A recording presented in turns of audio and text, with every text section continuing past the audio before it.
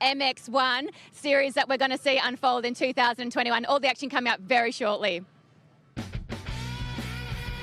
I'm Hayden Melross, bike number 45, and I ride for the CDR Yamaha Monster Energy team. Coming into the 2021 season, I'm pumped, ready to get after it and get racing. My name's Luke Clout, number 4, and I ride for CDR Yamaha Monster Energy. Looking forward to the 2021 ProMX Championship and hopefully get a championship this year. Jaden Rikers, riding bike number 3 for Empire Kawasaki. Looking forward to getting the season started here at Wonthaggi. Joel Whiteman, number 30, privateer Yamaha supported rider. Very excited for the 2021 ProMX Championships. Hoping to have a solid year and improve on a previous 9th and 11th in the championship. How's it going? My name's Connor Tierney, number 7 on Suzuki in the MX1 class, riding for the Flooring Sales SB Motorsports Suzuki team. Out here for Wonthaggi, round 1. Been a long off-season, obviously since last year, so excited to get out on the track. Can't wait. I'm Regan Duffy, number 72. I ride for the KTM Australia factory team, and this year I've stepped up to the MX1 class. It's my rookie year and I'm really excited to get it underway. What's up guys, I'm Todd Waters, racing for the factory Husqvarna racing team, and I'm here to defend my national championship. Hi, I'm Matt Moss, I ride number 102 on the BBR 102 Motorsport. I'm just here to have some fun and enjoy it. Kurt Gibbs, bike number 5, riding for Honda Racing Team. Really looking forward to kicking the year off after a year off and hopefully being in the fight for this championship. Hey, I'm Brett Metcalf, bike number 24 for the Honda Racing Team in Australia. Looking forward to this year. Can't wait to get it started and get into action. My name's Maximus Purvis, number 145, ride for WER Bulk Nutrients Yamaha, and come to here to Aussie to cause some havoc. Well, what an event we've got lined up for you already. Wonthaggi has really turned it on here so far.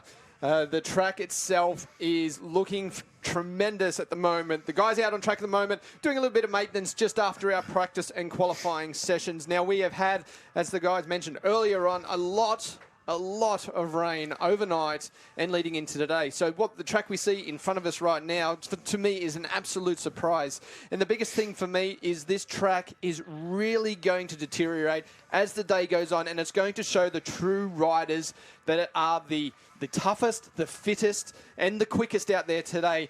Lee Hogan, this is really setting itself up to be something special. Back off a big great, and then into this championship, I think it's really going to be a fantastic day for us. Yeah, look, I think it will be as well. I just can't believe with all the rain and the hail that we had, it's the track has come up incredibly well. The club managed to, they've ripped the track so deep, and the amount of lines that we've got in the corners out there is just mind-blowing. We're seeing so many passing opportunities, and I think that's going to shape up to some incredible racing today. Absolutely, and I spoke to you earlier. When we turned up, they were doing that track prep, and I said to you, I don't know if this is the right thing to do. They sealed the track up yesterday so that the rain, it didn't just go straight through it. It did have some rolling off, and I was a little afraid that we've still got rain. We've had a few showers this morning. I was a bit concerned that they might have done it too early, but after looking at the practice and the qualifying and the level of riders, these guys are really ripping around this track. Fastest guy on the MX2, first guy's out, 39. MX1's got to a 41, just shows you the track is starting to break up already. Yeah, it deteriorates very quickly here, and that's why we're about to see, with the Super Pole that's about to get underway, we're going to see some super fast lap times put down in these early stages. Every lap that goes by, they're going to start to slow down just a little bit. The ruts get deeper, the bumps get bigger, so I think you're going to find a little bit of strategy once this gets underway. Let's keep our eyes peeled. Yeah, it's certainly going to be something different. And also, you did mention this is a different format than what we're used to seeing. Once this green flag waves, the guys can go out at any time they like. However, they only have 10 minutes and 10 minutes only. If you are the last guy on track, you're thinking you're setting the fastest time that you've done on your very last lap. But if you do not cross the checkered flag before the time runs out, that lap is wiped out. They won't count it. It if will the checkered not count. flags come out. So if you've got your mechanic out there, they're giving you the right information, you need to calculate roughly how long your lap time is, subtract that from the 10-minute total, and make sure that you're dropping the hammer at the right time. Otherwise, you've just wasted your final opportunity. Very important to point out, young gun 18-year-old Regan Duffy dropped the fastest lap time in MX1 qualifying. So like we spoke about yesterday when we were going over a couple of things, Hammy, there's going to be a bit of strategy here as to who takes off first, and I'm sure it's going to be the two riders that took off first in qualifying, Todd Waters and Regan Duffy, and Luke Cloud also getting in there in the mix as well. We know he's full of confidence. Well, this is a new format for these guys to do, so I'm expecting that they're just going to go out and do lap after lap. It's 10 minutes. These guys should be good for half an hour. These are the length of the races they're going to have to do later on. Right now, they're just going to be looking at the track, the lines as they go around. They've had 2 practices since they were last on track. In that time, a lot of lines have changed. A lot of bumps have developed. They need to work this out on the first lap and try and figure it out. Right now, we can see, though, wow, how's that? One camera to the next. This camera's on the other side of the track. These guys are about to get rain. It's just coming in so fast, and it really looks like Todd Waters wants to get out and make a point right now. Yeah, well, you can see that Regan Duffy's dropped back just a little bit. And what he is trying to do here, and once again, it comes into strategy, he's trying to set himself up so that when his first lap time starts, which isn't yet, that's going to be once they cross that finish line, Todd Waters has set sail here. He doesn't want to have anyone on the back of him to be able to latch on, because when it comes down to strategy with, you see this a lot over in the MX GPs, if you've got a rider that's possibly 2 or 3 seconds a lap faster than you, you can latch onto the back of them, they can drag you along, and you can get yourself a faster time. We're about to start lap 1 here. Boom, the clock starts and Todd Waters is on a heater. We are underway with the AMX Superstore pole shootout. And it is Todd Waters that will be going to lead the guys first. A lot of strategy is going to be playing into this. As you said, Lee, they need to have a clear track. They need to know the lines, which, you know, those first 2 guys that were just out blitzing the track on that first lap weren't really looking at the lines too much. However, the guys behind him, like Regan Duffy, like the rest of the guys in screen now, they've had a bit more chance to see what lines have developed as they go around. Now remember, this will determine their gate pick when they come out for moto number 1. Now, it's a wide start. Lee, we've discussed where we would probably like to start on the line, but if you can get the best gate, the best rut, the best ground conditions, which is going to change a lot with this rain that's falling, you're going to have an absolute advantage. So really important these guys set their best time they can right now. Yeah, talking about the rain, it is coming down in sheets at the moment. Will you have a look at that? That is amazing footage that we're getting at the moment, and these guys are just riding like there's no problem whatsoever. Vision has got to be an issue. I heard them say before, just before practice got underway, no tear-offs. I'm trying to look closely here. I believe we're only supposed to have roll-offs. That looked to me like Luke Clout had tear-offs. It kind of did, didn't it? I mean, if he's pulling those tear-offs, here we go. Here's that camera again from the other side of the track. That shower is now passing, so a very quick shower, but the damage could have been done to anyone's vision at the moment. The track's still holding up, which is great to see. And look at this. Clout is really trying to put the pressure on Todd Waters right now. Well, that's exactly what I said before. You latch onto someone, give him a little bit of a gap, and then try to latch on and reel him in a bit. And Luke Clout will have just pulled down. And yes, he's well over a second faster than Todd Waters, but Regan Duffy did the same thing and leapfrogged Todd Waters also. So we currently see Luke Clout with the fastest time of a 1:43.2. An amazing job. Let's not forget, we're only 10 minutes and we're sitting 6:28 as it's counting down. We're not quite at the halfway point. And they've only knocked down 1 lap. Now, Luke Clout's strategy right now, he set that fast time. He's going to take a lap to either recover, take a bit of a breath, or come in and see his mechanic at the moment. By the time he gets back out there, he has to complete that lap and get going again. Realistically, he's probably only going to have 1. Oh, we just had a tuck of the front wheel there, and I believe that's Todd Waters has gone down, entering that right-handed rut there, and it obviously doesn't look like he's done any damage to the body. Let's hope that bike hasn't been tweaked too much, because he's currently sitting down in 5th fastest. And it's the sleeper, the quiet dog. What an absolute legend this bloke is. Brett Metcalf from South Australia. He's done so much in his career, and he's quietly snuck up into 2nd fastest, and he is on the exact same point of a second as Luke Clout. Yeah. So Clout with a 1:43.26, Brett Metcalf with a 1:43.29. Now, Metcalf went out at the back of the field when we watched him go off there. He sat back. He looked at the track going around. This is the old dog, as you said. He's got some intelligence, some experience in this kind of thing. He knows what he needs to do to get these times. Regan Duffy still just, he doesn't look like he's pushing too hard at the moment. Maybe he's taken these 2 laps just to work out the track.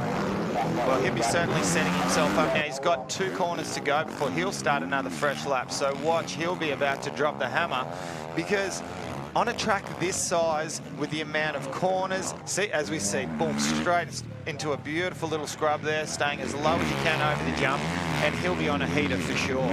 But what you got to remember is every split second counts, as we see, wow, Brett Metcalf has just dropped a 1:41.7. Wow, that is fast. That's what we saw earlier in the qualifying session, and the track has deteriorated so much more since then. I did see that Clout was still motoring around in the background of the shot previous to this one. Now, that just gets me back to the point of he's probably only got 1 or 2 more shots at this.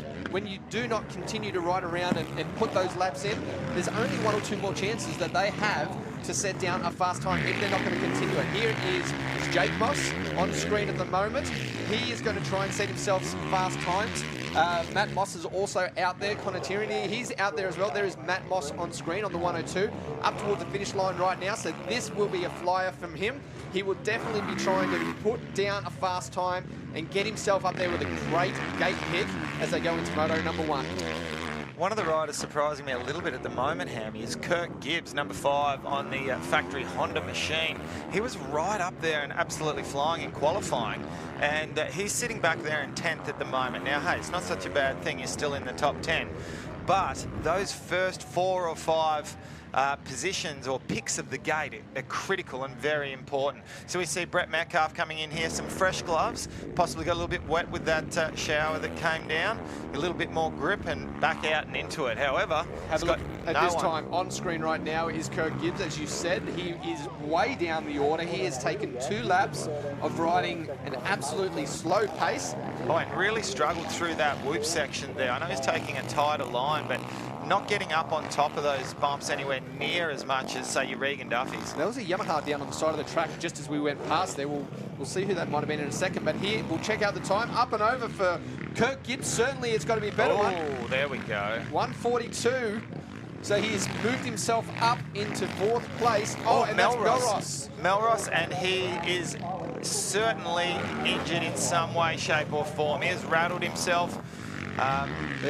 Possibly stomach, maybe. Look, let's just hope that he's winded himself, because if you give yourself a good knock to the midsection, take the breath out of you, and you take a little while to get back into it again. Let's hope it's nothing too serious, such as ribs or... Here we go, he's up. That's great to see, but definitely walking at a slower pace. Now, we've only got 2 minutes and 15 seconds left. Essentially, that means these guys who are on the track right now... Regan Duffy, Danny Ham, Regan Duffy has dropped a 1:40.5 and shoots himself to the top of the board. Wow. Well, even more to my point right now, all of these guys, Metcalf better hurry. Metcalf isn't across the line. Oh, he's halfway around.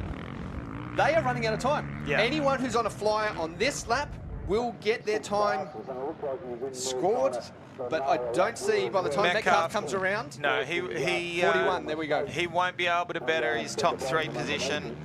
But he may drop if anyone does beat that. And this is really interesting here, because I'm looking at Brett Metcalf back there. He looks like he's setting himself up for one final go, but he doesn't realise we've only got 1:24 left on the clock. So this is not going to count when you consider the fastest time set so far is a 1:40. Todd Waters is on a bit of a fast lap. He has a shot at maybe moving up. The only thing I can think of is if the guys do realise there's Maximus Purvis, he is also on a flyer lap here, so his time will count. The only thing I can think of is that if the riders do realise that they are out of time, basically, that they are out there looking for new lines. Yeah, absolutely. And Purvis. Yeah, that's a little bit better. He moves his way up into 5th fastest. Connor Tierney on screen on the Suzuki. We don't see too many Suzukis out there, so great to have that presence. There is Luke Clout going over the line, and Gibbs, they look like they are going to try and put in a fast lap. Now this will not count towards their starting position in this shootout, but they still can put down a fast lap and learn a bit more about the track as they go around on this one. Matt Moss currently sits back in 8th fastest at the moment, so he certainly won't be stepping up from there. I don't think he's on a flyer. He's made a couple of little mistakes that are going to cost him in this lap, but still, it's his first ride back after his 4-year trip away from the sport, and I'm going to say that he'll be happy to be somewhere in the top 10. However, there's been a lot of talk, a lot of hype about Matt, and a lot of predictions being made. He's got a huge fan base behind him. Checkered flag comes out.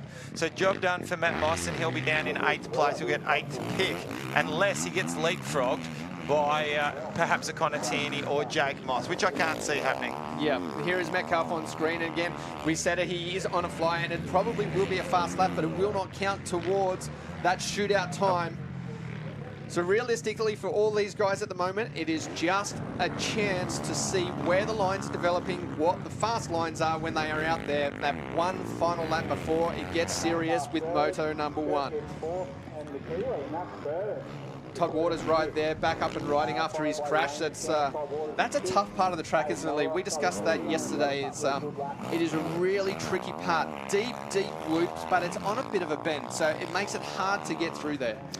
Yeah, it sure does. And I've got to say, I'm impressed. Even though this lap is not going to count for Luke Clout, he's kind of a little bit of an underdog, and it's kind of weird to say that about Luke Clout, but when you consider this track, I've watched him race here many times.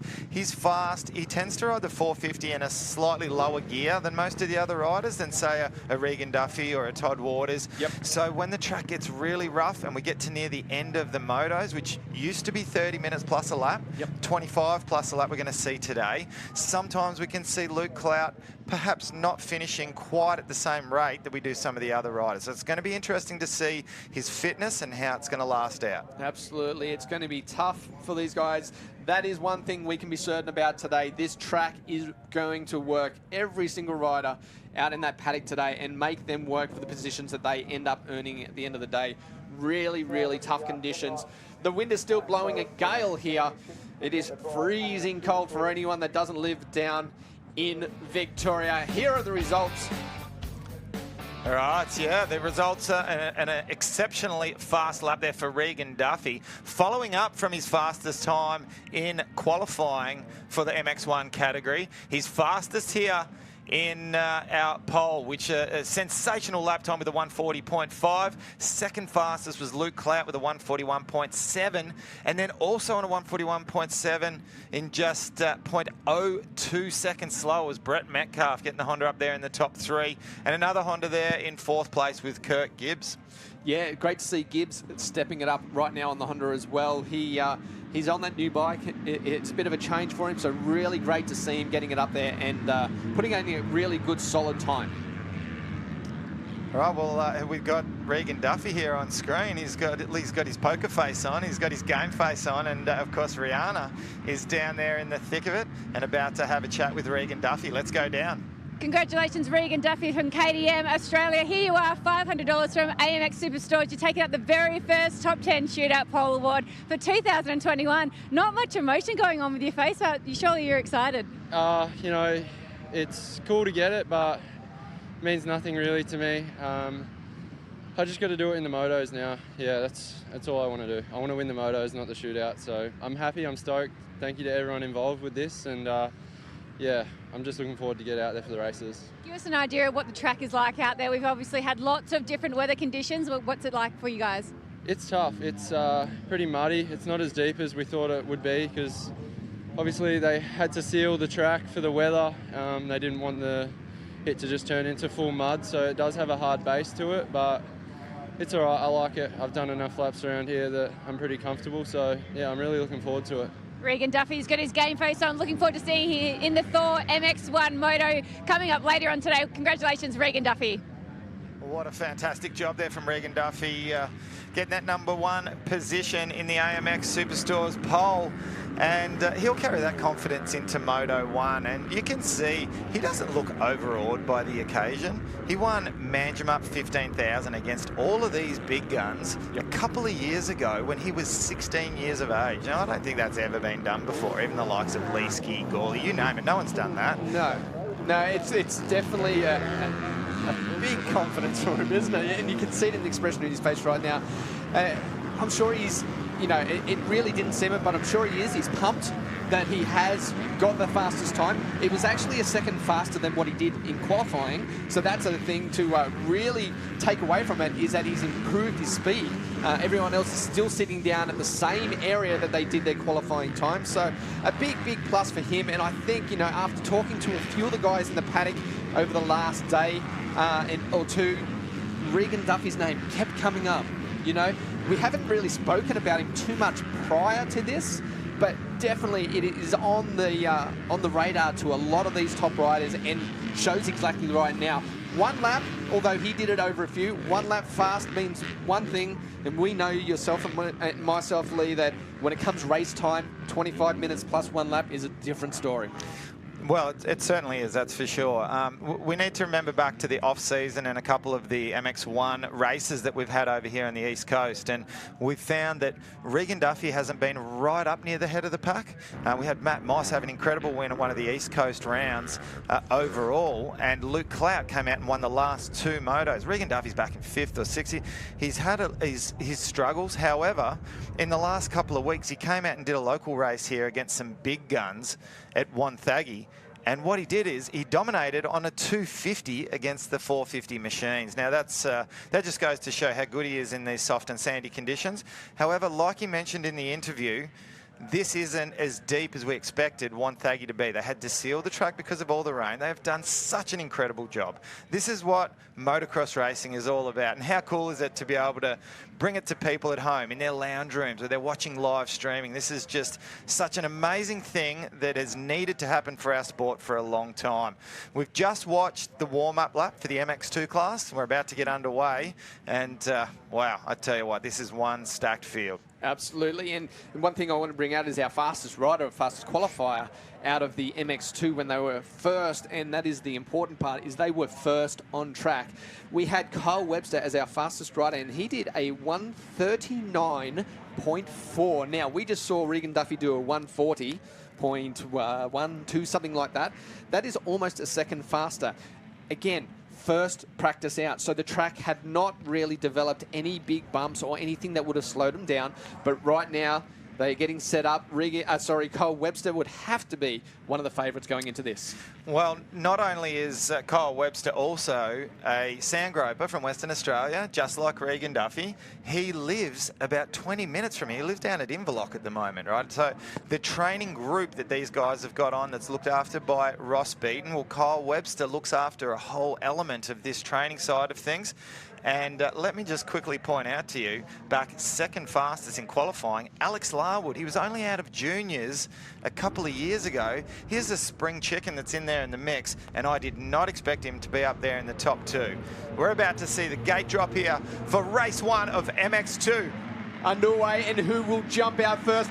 This is going to be very interesting. The first turn is extremely slippery when we watch the practices go out there. A lot of the riders very cautious. One guy completely off the track, almost getting to that photographer. It looks like a Husky possibly up the front, a white bike at the moment. We are waiting for a bit of a better picture right now. Correct me if I'm wrong. I believe it was Regan Duffy that, it was Reese Budd that was right up there, number 22 on the Yamaha machine. But he's been shuffled back a few spots. He's back to 4th. Oh. So we've got Alex Larwood? Wow, oh wow, Larwood just round the outside. And Kyle Webster just makes the pass there up into 2nd place. Yep. We've got our pole setter in 2nd, and we have got Larwood in the lead. Can you believe that? What an absolute amazing moment for this young kid on the Yamaha machine. On screen there, though, is Jay Wilson, the 6th Serco Yamaha rider. Now, he is back a fair way. He is definitely one of our favourites going into this race, and we expect to see him up there. He is one of these riders that really push it towards the end of the race, so we're expecting to see him up there. There is I didn't actually catch that one. Sorry, Lee. That's okay. No, we've just been given the word the official hole shot's gone to number 64, Dylan Will. So fantastic job to him, a rider who recently injured himself and didn't even think he was going to be able to line up and make it to the start gates here. Oh, big moment just in the background there for one of the Honda riders. It's Nathan Crawford. Crawford on the 199 machine, the Yamaha, blue Yamaha right there. He is also one of the favourites. And did you see the goggles then as he went past? Tear-offs. It looks like they're all red. Were they tear-offs, were they? Yeah, flapping. It's either tear-offs or it's a film that has just gone completely pear-shaped. Now, that is not what you want at the start of a 25-minute plus one lap moto. Absolutely. That was my point. I would hate to be in that position. If you are unable to see on this track, it is going to make your day extremely hard as we see these riders completing their first lap. And it still looks like Larwood that is out in front of Webster, and they are starting to check out on the rest of the field. I tell you what, I'm loving this aerial shot that we're getting footage here. It really gives good perspective, not only of the racing, but of the layout of the Wonthaggi circuit here. Now, one thing I can tell you about Kyle Webster back in second place, he is one of the fittest and hardest working athletes that I've ever come across in the sport of motocross. He's one of the nicest, most quietly spoken guys you'll ever meet, but on the track, he is an animal. So he will sit there and he will wait for his opportunity to pounce. Still, I can't speak highly enough about this effort from Alex Larwood. I'm just wondering how long it's going to play in this position until, a little bit of a mistake there with Webster's bike, just stepping out a bit sideways, but he looks like he's trying to set up a bit of a pass at the moment. Yeah, you can see him running some different lines, can't you? Riding around the outside, trying to look for something a bit different and stay out of that roost. You can see the front of Webster's bike right there and his jersey, just how dirty he is. Right now he is starting to set up a move to try and get into the lead up the inside. Beautiful line. Can he make this one stick? He does. Moves himself up into the lead. A great pass there. Set up two corners before he knew exactly where he was going to be. Now, Larwood needs to sit on that back wheel and get the toe and keep himself moving forwards. He needs to throw a hook onto the back of Webster and try to stick with him. And I think Webster's already managed to pull out just that tiny bit. Now, we've got a problem here. We've got a bike that's pulled into the pits. Trying to make out who that is. That's number 227, Blake Barnell. So it's a little bit pear-shaped for him right there, shall we say. As I was just mentioning before, Hammy, I think we can see Kyle Webster. He's already just about pulled ahead enough to be out of sight of Alex Larwood, to the point of where you lose that magnetism, where you can get dragged along.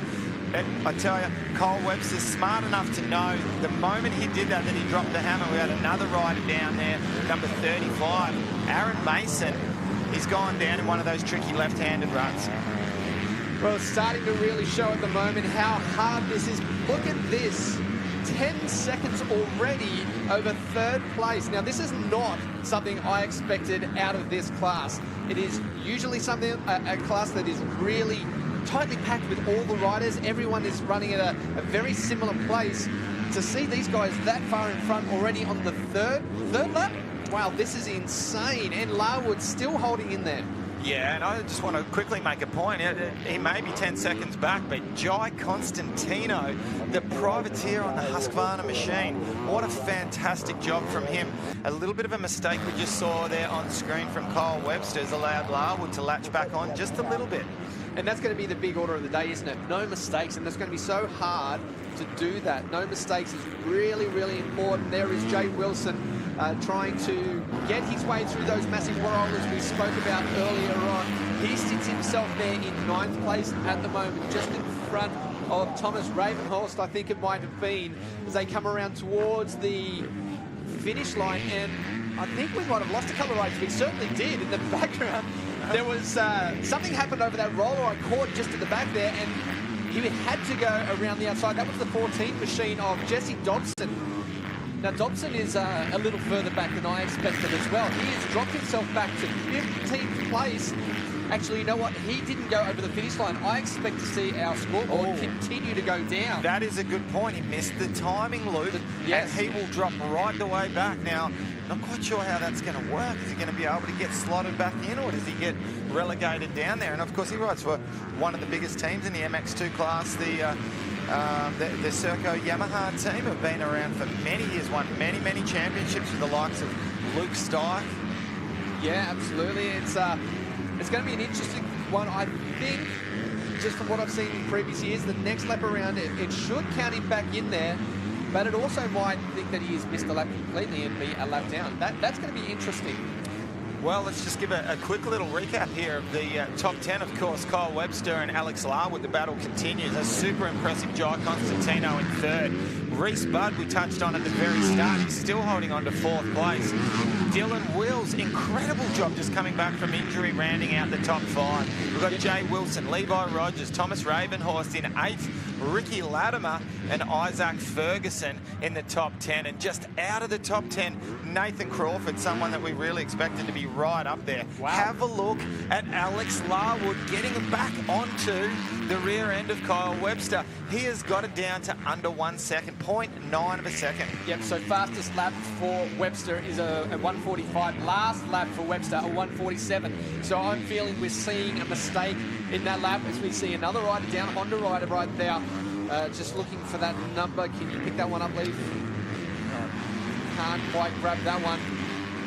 49. There it is. It's Caleb Goulet.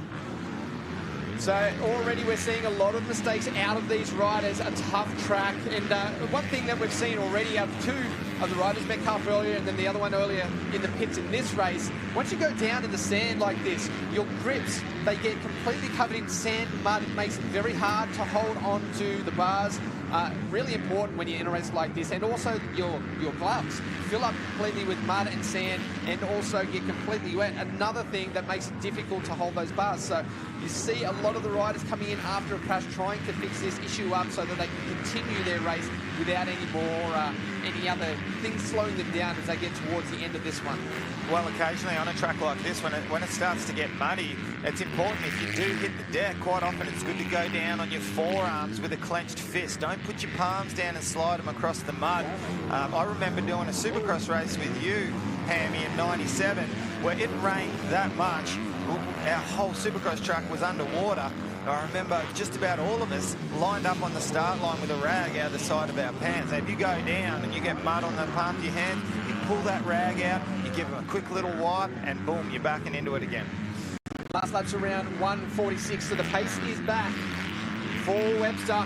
That one, but Larwood has found a new breath of life as they went around that last lap, and he is really stepping it up at the moment. Great ride, and as you said, something we didn't really expect to see so early in this race, to have Larwood up the front. Constantino still in there in third place. What a ride for him. Reese Budd has moved himself up into fourth place on the Honda 22 machine, so great to see him moving up as well. Just another quick little reminder here, the race 25 minutes plus 1 lap. In years past, we're used to seeing the MX1 category get the big 30 minutes plus a lap, where the MX2 tends to be a little bit shorter. Ooh. This year, we've seen a couple of back-to-back mistakes from Webster, haven't we? He's feeling the pressure from his young gun recruit who trains with him in the same program. These guys have done so many laps around Wonthaggi. They know this track inside out. As I was saying, we're approaching that halfway point of the race. Now, this is where these guys, they're not starting to get physically tired, but this is where you can make a mental mistake. Concentration, it's such an important thing, and you can quite often see one of the big guns make a bit of a mistake. Larwood's just started to drop back just a tad now as he steps out a little sideways out of that rut there. Motocross is such a mental game, isn't it, Lee? We've both been in there. We've been on both sides of the big mental game board, I guess you could say. You know, you can either have your confidence broken or just, you know, really boosted depending on a good lap or a bad lap, a slight mistake, someone catching you or you pulling away from them. And right now, every time that we see Larwood still there, every time we see them come around, I think Larwood is seeing these little mistakes that Webster's making, and it's boosting that confidence and it's continuing his move forwards towards the front. At the same time, Webster is feeling that pressure every single time, which then encourages these little mistakes. It's a big catch-22 situation, isn't it? Yeah, it sure is. And what you can also find is when you've got someone like Larwood that's latched onto the back of Webster, the red mist will go into the goggles with Webster. He only knows one speed, and he will fight to the death, right? So this kind of pressure, what it can do is it can put enough pressure on that you can see a mistake that can end up with someone on the ground. Now, whether that's Kyle Webster folding under the pressure or whether it's Larwood that's riding above his comfort zone to try to keep up with someone like Webster and he tucks the front end in a corner, you just don't know. However, that'll play out. I think both riders are looking pretty rock solid at the moment. I know how hard they train. They just continue to pull further and further ahead of a very impressive Jai Constantino, still back there in third place, but he's down to 17 seconds.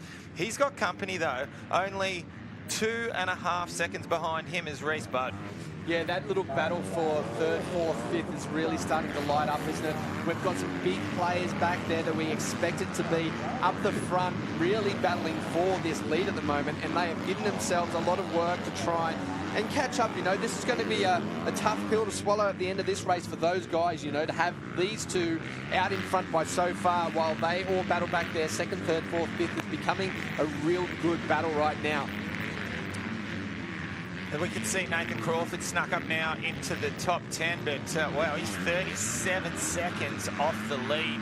We're 12.5 minutes into the race here, so we're basically right on that halfway point, and this is time. The mechanics will be giving out pit boards now. It's time to recheck yourself, make sure that you're focused, and keep hitting those lines, avoid those mistakes, and finish this thing off strong. This is the business end of the race. I think it might have been Crawford that got together with Dobson when we saw him going around the outside of that tabletop. There was definitely two bikes that came together, and you don't expect to see Crawford back there. No, well, and if it was Crawford, who also got together with, as you're saying, it's his Serco Yamaha teammate. Absolutely. I tell you what, team manager Gavin Eels won't be too happy with that. Not that you ever go out to plan on tagging your teammates. Sometimes it just happens in a race situation, especially in those early stages of the race. But we have seen a nice little lead pulled out now from Kyle Webster. He is just going to keep hammering those laps out at the same rate, and good luck to anyone if they want to try to continue at that same pace. Yeah. 47 seconds that last time around, and we see Larwood has dropped into the 48s. We are that half race distance, or over half race distance at the moment, so the fitness certainly is coming into play. Hammy, I'm going to say something's happened a little bit. Nothing major, but definitely a mistake's happened to Larwood because he's dropped back a good 4 or 5 seconds. So we're going to need to keep tabs on this this lap tab when it comes up after the next lap. Well, they said they didn't rip the track too deep, but I can tell you that corner looks like it is starting to develop. A lot of big rolling whoops as they went around there. That time, it is still Webster up and over the finish line. Tabletop to knock another lap down. He has dropped back into the 48s as well, so certainly here is our second place rider on screen. I would think that the lap riders have played a bit of a part in that. Yeah, I think you'll find something's happened about halfway through that lap there that's caused that gap to happen between Kyle Webster and Alex Larwood. However, that 4-second gap between those two boys, and then it continues to drop back to 22 seconds now back to Jai Constantino. But he has pulled out a little bit of a gap now over Reece Budd. He's got himself a 5-second gap. So wow. I cannot speak highly enough for Jai Constantino, a rider who we came through my program at BCP Honda as a factory junior team rider. When he turned senior, just was he succumbed to a few little injuries here or there. It just never quite came to fruition. This is by far the best race I've seen him. This is a breakout race for him. Yeah, the 44 machine, white husky rider, Jai Constantino, really impressive form right now. He is almost half a lap behind, as we see our front two runners still battling it out, and Larwood hasn't given up as we see the rain starting to fall once again. Another rider into the pits. That was a 208 machine of Riley Buxo heading back out to the track, and look at the background.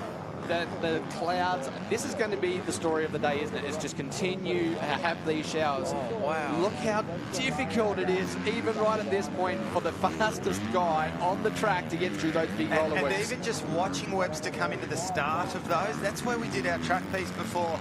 And it was so smooth when we walked through there, and we said, look, trust me, watch this space. Yep. And you can see at the moment, just watching Kyle Webster come in there, one of the best sand riders in the country, and he's come in sideways. However, he's loose enough and agile enough to let that bike just do its thing. Well, the time's certainly slowing down now. 49 seconds for our leader, 50 seconds, sorry, 149, 150 for our first two places there. Slowed up just that little bit. Third place rider is still Jai Constantino. He has been sitting in the 150 seconds for quite a few laps now. The 51 fast rider in behind them, though, 49 of Jesse Dobson. He is probably the only rider that is matching the pace of our leader at the moment. So he may move up a place or two. Oh, Jai has gone down somewhere on track. He is dropping back a lot, so somewhere on that last lap, Jai has gone down. Unfortunate for him, but I tell you what, he's going to take a lot of confidence out of the ride he just had moving forward in this championship. Well, you look at, it was the 15, well, about to tick over 16-minute mark that had happened, so we were almost 2/3 of the way through as the rain continues to fall. And a very good point you made, Jesse Dobson has come from a long way back on that number 14 Serco Yamaha. So let's watch him.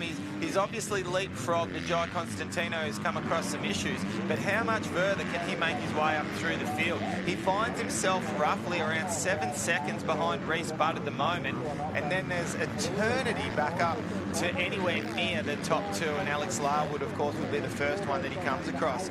We see on screen Kyle Webster on the factory Honda machine making his way through, and he is in fine form at the moment, let me tell you. I'm going to tell you, it's going to be hard to stop this guy, Wonthaggi. You know, today, wow, it would be very, very confident saying that no one's going to beat him today. Honestly, the pace he is running and the way he is riding at the moment. A bad start is really going to make his life hard, but I think he's still going to be able to ride through the field and move himself way up in the field to get a good position for an overall today.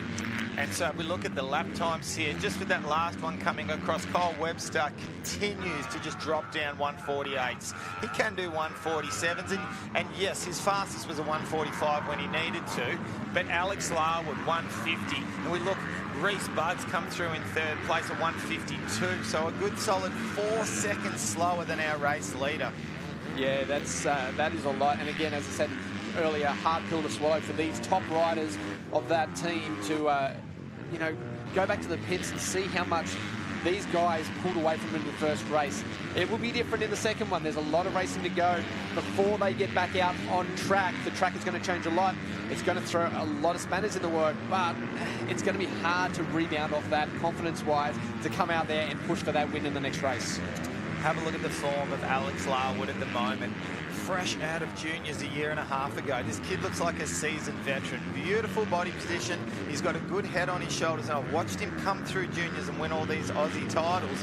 When there's pressure on the line, I love to see a young rider who doesn't have an old head on their shoulders be able to rise to the occasion when there's a lot of pressure. It's such a good thing to see, and you rarely see it, do you? Yeah, his style, and you know, I haven't seen really many mistakes out of him.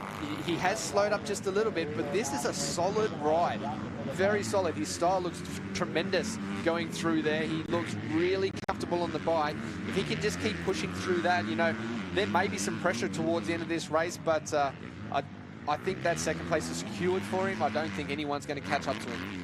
What I'm looking forward to seeing is the battle between Reece Budd and Jesse Dobson as they cross the line this time.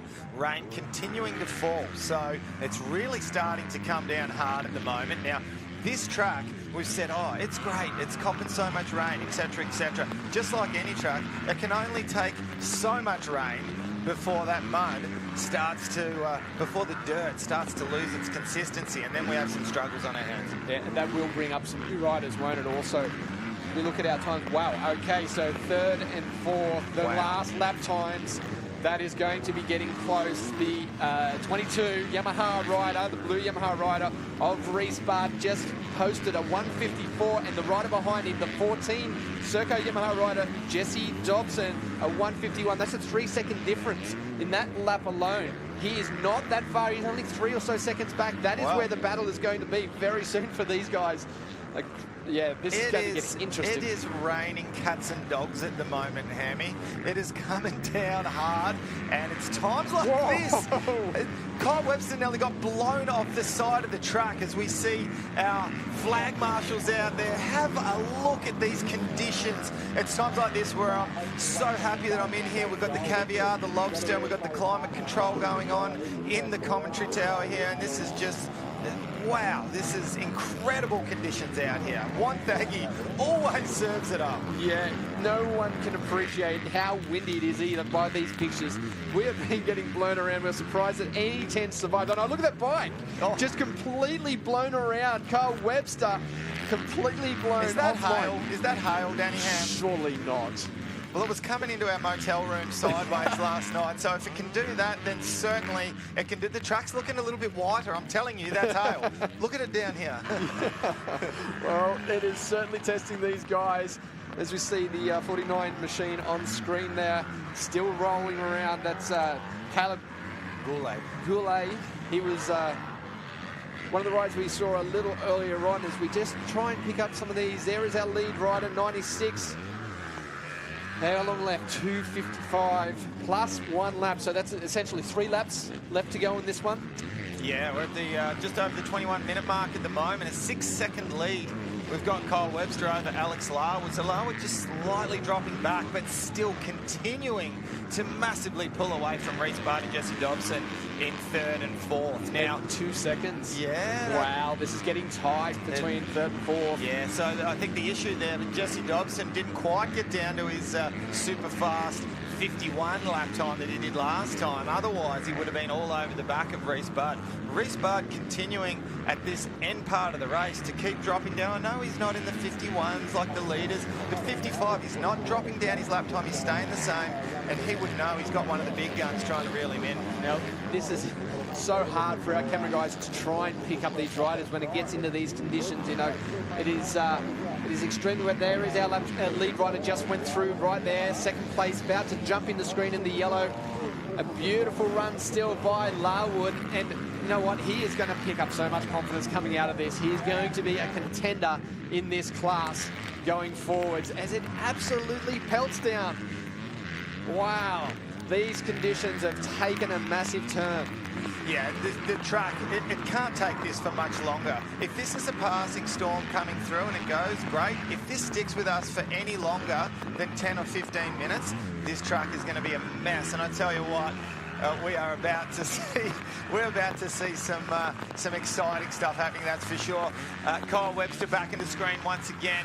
11 laps he has logged, and he continues to fire away here. He is looking to certainly take victory here in Moto 1 if everything stays the way it is at the moment. The fastest lap time of 1:45.3, and he just dropped a 1:51 in that last one. So Alex Larwood keeping with the same pace of Kyle Webster at the moment. But the good thing about when you're in the lead at the moment, you can manage that race lead. You don't need to do anything too much. It's turned. That is just, as we said it, you can click your fingers and certain parts of this track are turned into slop. Yep. That part, the last corner we just saw, is definitely turned into mud. All of this half of the track still has got a great sand base, so it can take a little bit more, but we will not have great conditions for much longer if this race continues. Well, sorry, the rain, I should say, continues to fall the way it has been. And look at that, clear sky. Again, it's gone. Yeah. Just that fast. Wow. All right, let's keep our eyes a little bit of a bubble there for Kyle Webster. With the front of that bike looking nice and clean. He managed to make his way into the lead, continuing to rail that outside. Both feet up on the pegs, sticking the inside line. Here's the way to go for sure as he makes his way, sneaks a little look over. He's got the roll-offs and they're still working exceptionally well. Up and over, and the last lap board has come out, Danny Ham. 1 more lap to go for Kyle Webster on the factory Honda racing machine. Not too far back to 2nd place with Alex Larwood, just 6 seconds back. He has really hung in tow. He's done very well to stay up there in that position. Really solid ride right now. You'd say the bike is nice and clean. Well, they're riding out there in a pressure washer at the moment, Lee Hogan. I don't think any bike's going to need much of a clean when it comes back in. And that's one thing to note too, is that at the moment, the way it sits, there's no big amounts of mud clinging to the bike, changing the geometry of the bike, the way it handles. It is still relatively light at the moment, so hopefully we can get away with this day and it continues just to remain the way it is at the moment. Continues to give us a good track to be able to race these races on.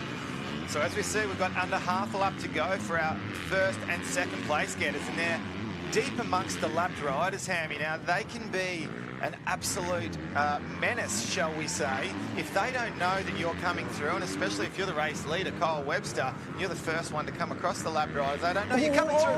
Oh, very close. And that is what I was just about to say. Final lap, in amongst the lapped riders, anything can happen. You just need to keep it on two wheels at this stage. And for someone like Alex Larwood, who is got 40 seconds ahead of third place, and look at the battle. I know. We're keeping an eye on these times on our timing monitor, and there's only half a second between third and fourth, so that is going to really play out well. But this is our race leader on the final lap, coming through these enormous, horrible, I would say, rollers for the final time in Moto number 1 to get this championship underway. What a start it is for Kyle Webster.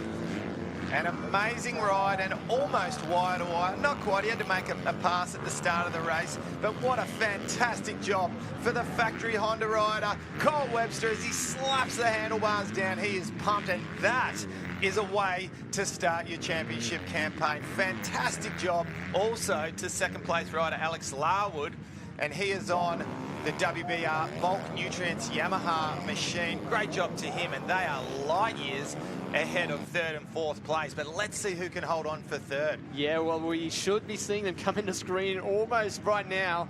It's been very close. What a statement by the first two riders over the rest of this field. There he is. Reese Budd comes through for second place, third place, sorry. A fantastic job there.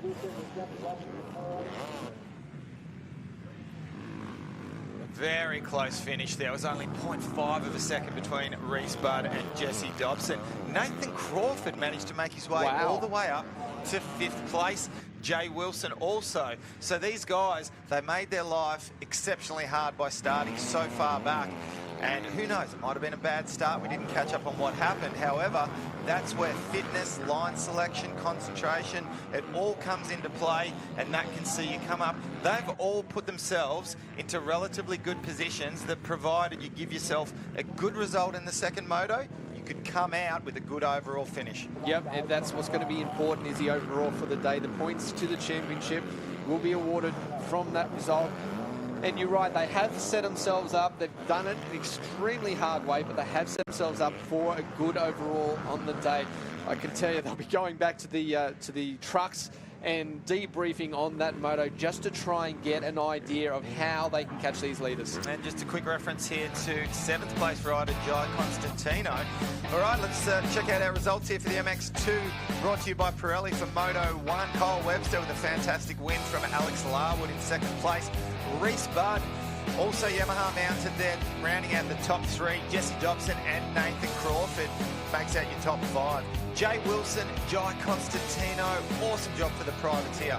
Levi Rogers also there, and if what we're seeing is correct, why is that 250? Did we have a couple of two-strokes out there really ripping it up? That would have been great to see as well.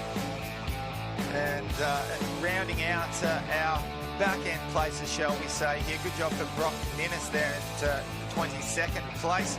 It's time now to head down to Rihanna, who is down there with our winner from race number 1 of the MX2. Yeah, congratulations to Kyle Webster from the Honda Racing Team. You've drawn first blood, Kyle. Awesome job out there. Just talk us through the conditions firstly. Crazy, crazy conditions for you. Yeah, definitely. I mean, after about 20 months off racing due to COVID, it's a nice way to come out and start the season. And yeah, halfway through that moto, it just started absolutely torrentially raining. So threw a little bit of a spanner in the works, but you know, it's all part of it. It's good fun. This is what motocross is about, and yeah, it's good. What a way to kick off your season. Yourself and Alex Larwood, you had an incredible gap towards the rest of the field.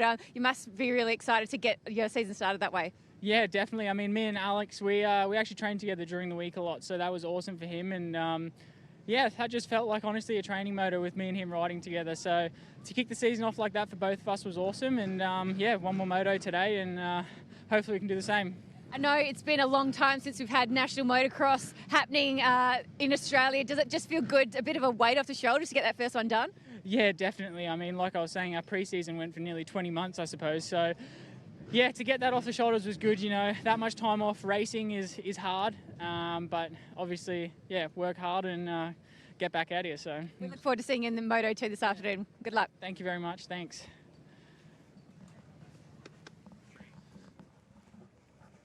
What a way to start the 2021 Penrite ProMX Motocross Championships. A great day has got underway, and we have got so much more racing to go. The MX3 guys, the brand new class, lined up for their race right now. Everyone down there trying to do something with that start gate. Now, the MX2 class probably had the best chance of getting a good start out of these gates. Right now, these gates are going to be absolute slop with the amount of rain that just came down. The ruts that were there would be full of water, and I don't think there's really anywhere you could pick on this gate at the moment that you go, yep, this is the one that's going to get me the whole shot. I think you need to possibly pick the best of a bad bunch, to tell the truth, but that's what comes down to your time qualifying and being able to have one of those first picks, because if you're back in 10th, 11th, 12th, quite often, if you want a half-decent position that might not be on the far left or far right part of the track, you kind of just have to go wherever you get given. And quite often it's going to have some kind of a squirrely rut that comes out of the gate. So good luck trying to be up somewhere near the pointy end of the field. But like you mentioned, all the rain that we got just then, that's managed to deteriorate the majority of the track. But one of the hardest hit and slipperiest parts during practice, when the rest of the track was good, was the start straight in the first turn. Yes. So what are we going to see here? These MX3 riders, we touched on it earlier. It's a brand new class. 14 to under 17 years of age. What an incredible opportunity for some of Australia's best junior riders to be able to showcase their talents on the big screen, on live television, in front of all the big teams that they'll be hoping to one day sign for. We've got some very fast young guns out there. Some kids that come to the top of my mind. He's only 13 years of age. He's already got about 6 or 7 national junior championships to his name. Caden Minia out of Western Australia. He's a sand groper. He rides well here. I thought he would have been up a little bit higher in time qualifying. However, he's one of those riders that when it's big game time and the pressure's on, he could get up, step up to the plate and do something good. But he's got some of the fastest 16 and 17-year-olds in the country he's got to race against here. It's going to be a tall order for him, but there's no doubt that he should be able to get up there and definitely contend with this. Hey, have a look at this shot right now. We've got some seagulls checking out our drone. I could promise you that the drone operator could be a little bit tense right now, seeing them on screen. It's not too far away from him. Very close indeed. But the wind really pushing everything around at the moment. And like you said, this start straight, and it's a good view right now. It has copped a lot of rain. It was very slippery watching them do their practice starts earlier on. Turn 1 was extremely slippery. As we have the 1 minute board left, we'll be underway shortly with this one. The first turn, going to be crucial to get through in the top 5. Honestly, you'll either have a big risk of a crash from someone going down if you're buried in the pack. You're going to lose vision. There is slop mud everywhere in that first turn if you are far back in the pack, and you are going to make your life absolutely hard to try and get up there if you don't get yourself a good jump out of this gate right now. Yes, absolutely correct. The Maxxis MX3 Moto 1 about to get underway, and just about every single one of these riders on the start line, they'll have themselves what's called a paddle tyre on the back. Now, that's great, and that's an advantage if no one else has one. But when the whole field has one, it doesn't really matter. All that matters is that you jump out of the gate. Well, let's take a look at the lineup here. Matthew Peluso, we've got Justin Harrow, Cody Kilpatrick, Blake Wild, Jet Kipps, a young junior, Connor Towell, number 22, he's a gun junior, and he'll be hoping to do some good stuff there. Blake Fox on the gas. We have got our sight lap. The guys are heading out now to have a little bit of a look at the track.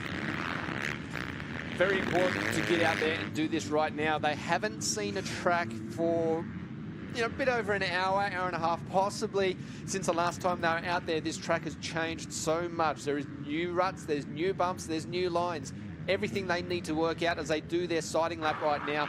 A good thing to do is get out in front and have a look with some clean air. You don't have anyone pushing in front of you, roosting you. That's the last thing you need to do, is deal with any of that on your sighting lap. Big thing though is just don't crash. Don't crash on your sighting lap. No, and we've seen it many times before. We are talking about young kids here, though, right? So quite often they don't make quite as good decisions as some of the older riders, particularly in the MX1 class. So quite often you will see these guys out sitting right behind someone, completely peppering their goggles, and then having to come back and just go, oh, I probably shouldn't have done that. But that's part of being young, making your rookie mistakes. But now that we say that, looks like they're starting to spread themselves out a little bit.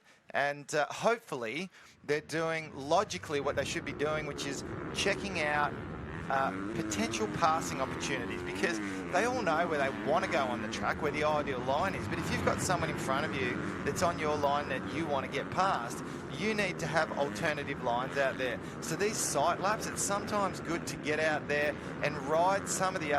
you might not ever end up using it in the race, but at least try some possible lines that might work out for you. Absolutely vital to have those alternative lines. You're right, Lee. Every time I did a side lap, besides the fact I was never really that fast in motocross, I was always on a different line. You need to know those options as you go around. You can't guarantee yourself you are going to get the whole shot and you're going to be able to run that line that you know so well. So those alternative lines are really important for these guys to work out. We've said it before, this is going to be the hardest part on the track for these younger riders to get through. They've got to be extremely strong. We saw the factory guys having so much trouble through there. The younger riders are really going to find it difficult to get through there, but it's all about learning curve, isn't it?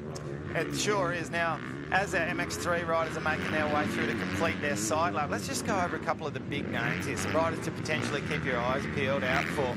So Blake Fox, he's a senior now, he's riding for Gas Australia. Now, not officially factory team rider, but it's what they call factory supported rider. Now, he had an extremely successful junior career with numerous national championships, and in fact there was talk at one stage that he'd step up a whole year early to seniors and miss out on his last year of juniors. So he's one to keep an eye on. Blake Fox is number 25 on that gas machine. We've also got Ty Keane, who just come out of the Honda Junior program. He stepped up and riding for Yariv Konski in their support program, which Honda's got a number of riders going on there. We've got Kobe Drew on the GYTR Yamaha racing team. He's number 46. And I tell you what, a very fast young junior in the form of Ryder Kingsford, who's been doing a lot of winning lately. He's on the GYTR Yamaha junior racing team, and he's number 21 now. He was super fast in practice. He was right up near the pointy end of the pack. Don't forget about Brock Flynn. He's over from Western Australia, number 60 on the Husqvarna. He can ride the sand, so he could be one that we could potentially throw in the mix there as well. We mentioned Caden Minia and Ryan Alexanderson, both a couple of the factory KTM boys. I've got to do a little bit of a plug for my little superstar that rides for the BCP Honda Junior team, Campbell Williams, who's coming off an injury, but hopefully we can see him up there in the mix as well. Well, Campbell did look very good out there when I was watching it earlier on now. One of the things I did see a lot in the practices earlier is a lot of mistakes out of these younger riders, and it's to be expected. This is the big scene, this is the big show for them, and it's a hard track. If you are one of these younger riders that are at junior level, you really don't see a track at this stage, you know. They have their tracks, but they just don't get this rough. So it's a new experience for them. They've all got to step up to it, but I think they're going to, they're really going to progress in this whole championship. This class is really going to bring up those younger riders to a new level, and which is going to help them go into the senior ranks when they do finally step up to it. Now, while we're about to see the drop of the gate here, important to point out Ryder Kingsford, the junior I was talking about before, fastest, got pole position in this class for the Maxxis MX3. We're about to see drop of the gate here at Moto 1, Danny Ham. Well, 15-second board is up. Soon as this turns over, it will say 5 seconds. Well, maybe a little premature just then. 5-second board goes up. The gates will drop anytime after that full 5 seconds. These kids have got their championship underway. Who will jump out first? A lot of riders getting very sideways. Oh, there is a big mistake, and luckily no one went down. Was that possibly Blake Fox? No, it was the... That's Minia, Caden Minia, the young gun from Western Australia. He's gone down on turn 2. That critical exit there. He is going to be at the very back of the pack. Another rider down just there in second place.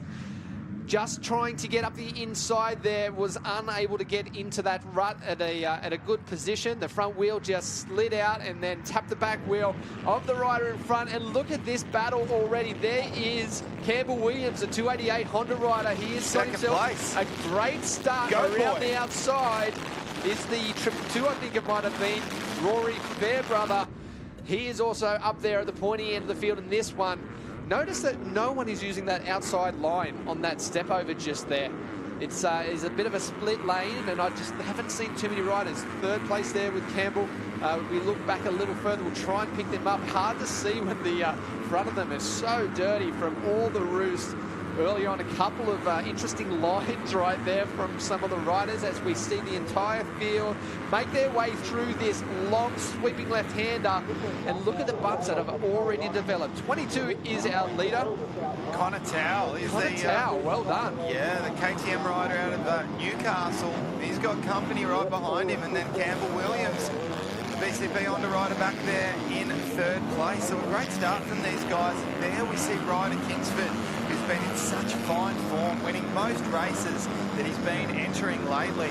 Oh, rider off the side of the track there. Look at this battle starting to heat up already. Brock Flynn, it is in second place. Now, here's a rider we mentioned out of Western Australia. He is an absolute gun. Now, I believe his pace will be just a tiny bit up from Connor Towell, and I don't think it'll be too long until we see Brock Flynn make a pass up into the lead. Right there it is. Moves himself straight up into first place as they go through the rollers. Third place looked like there could have been also a challenge there as we look at the back there for the Campbell Williams Blake Fox battle was really starting to rage. Great start here for Brock Flynn on the Husqvarna all white, and you can see the colour of that gear already. He has not eaten too much roost. There is Williams, and right behind him our fastest qualifier in Ryder Kingsford. Two different lines coming through there. Kingsford a little loose through that inside line. Another great battle right in behind them.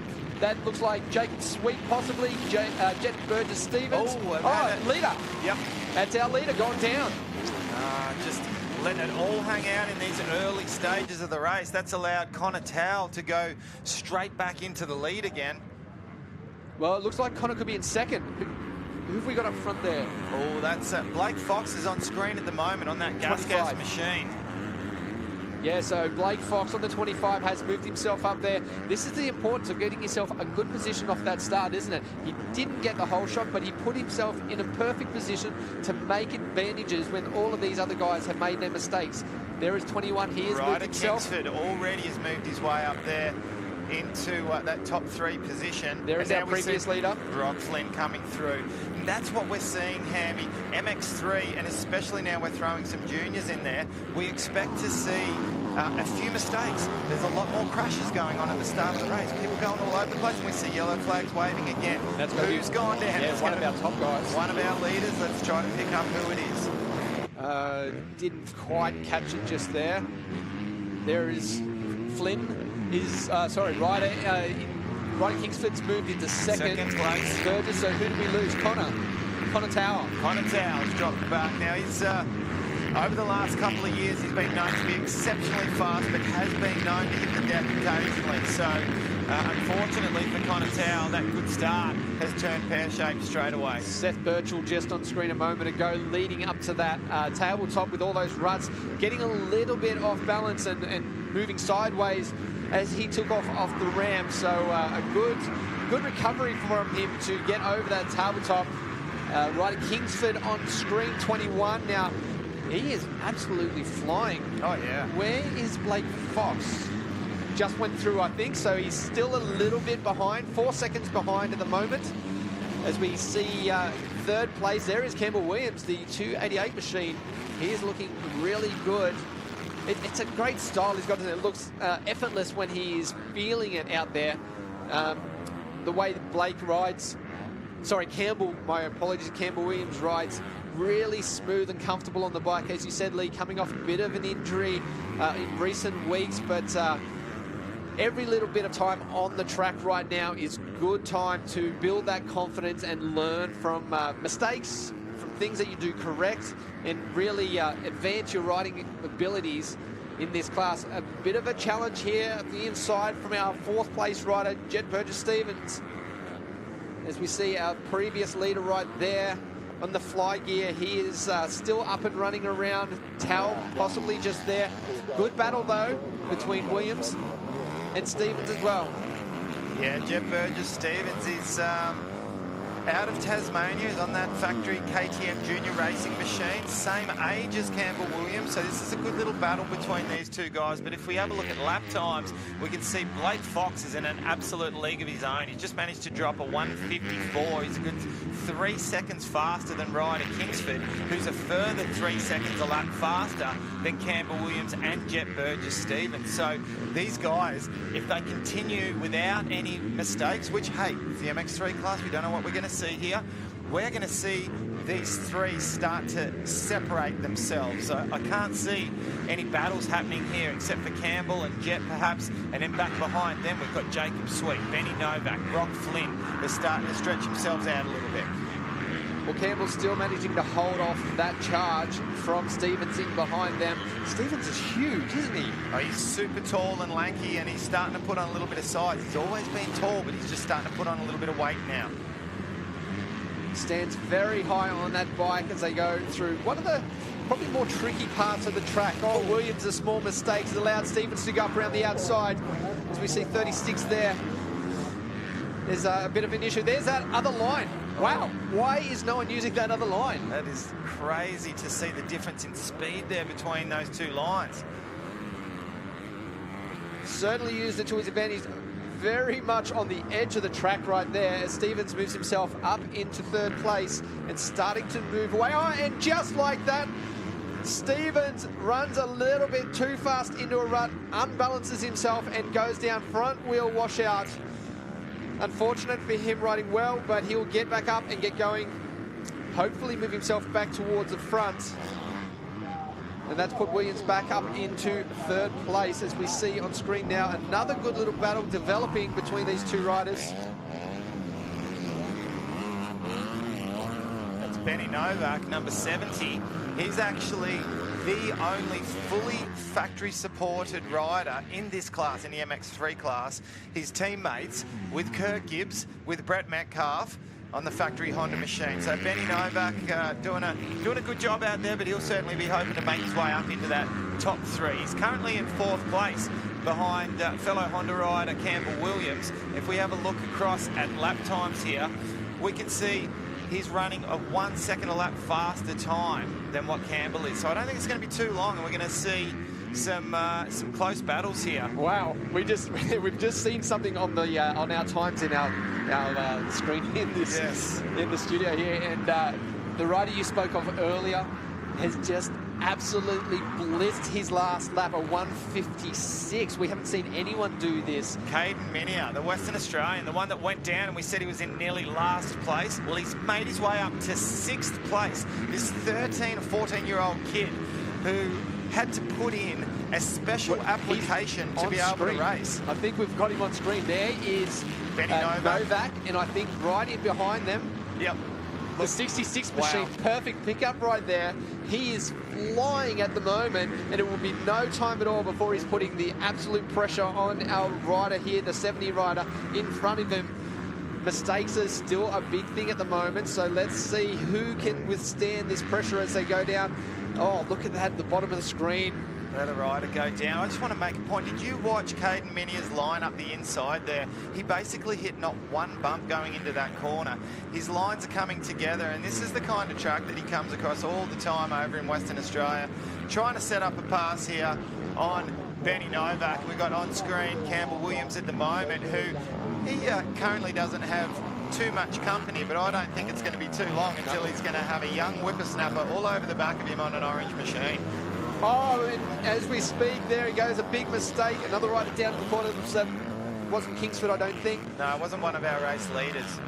But this battle right here, 3rd, 4th and 5th place on screen at the moment, is starting to heat up. Watch for the different lines right now, especially from our WA rider who likes to experiment with the track. He definitely finds some different areas to ride on there. The 48 machine also having a good ride. We see our second place rider in Kingsford right there on screen, the 21 rider. Really small on the bike, isn't he, Kingsford? He's still got a lot of growing to do, so to be able to muscle this bike around on a track like this, it's quite exceptional. Yeah, and you can see how rough that section's getting there. It's the totally opposite type of track to what we see on the other part of the circuit where it's deep and sandy. Those hard pack bumps where it gets really choppy, it makes it so difficult to set your bike up suspension-wise so it handles well around the whole track. And we just saw at the moment Blake Fox on the gas machine is just motoring away at the moment. He's got himself a 9-second gap over Ryder Kingsford back there in second place. The battle continues between Campbell Williams and Benny Novak. Another rider into the pit area to catch up with one of the mechanics to try and sort out the small amount of issues that they've got at the moment. I would say that they've gone down somewhere on the track, and it's tough, isn't it? When you have a race track like this and you do go down, not only is it hard to pick yourself up off the ground, but mentally to get yourself going again is really, really hard.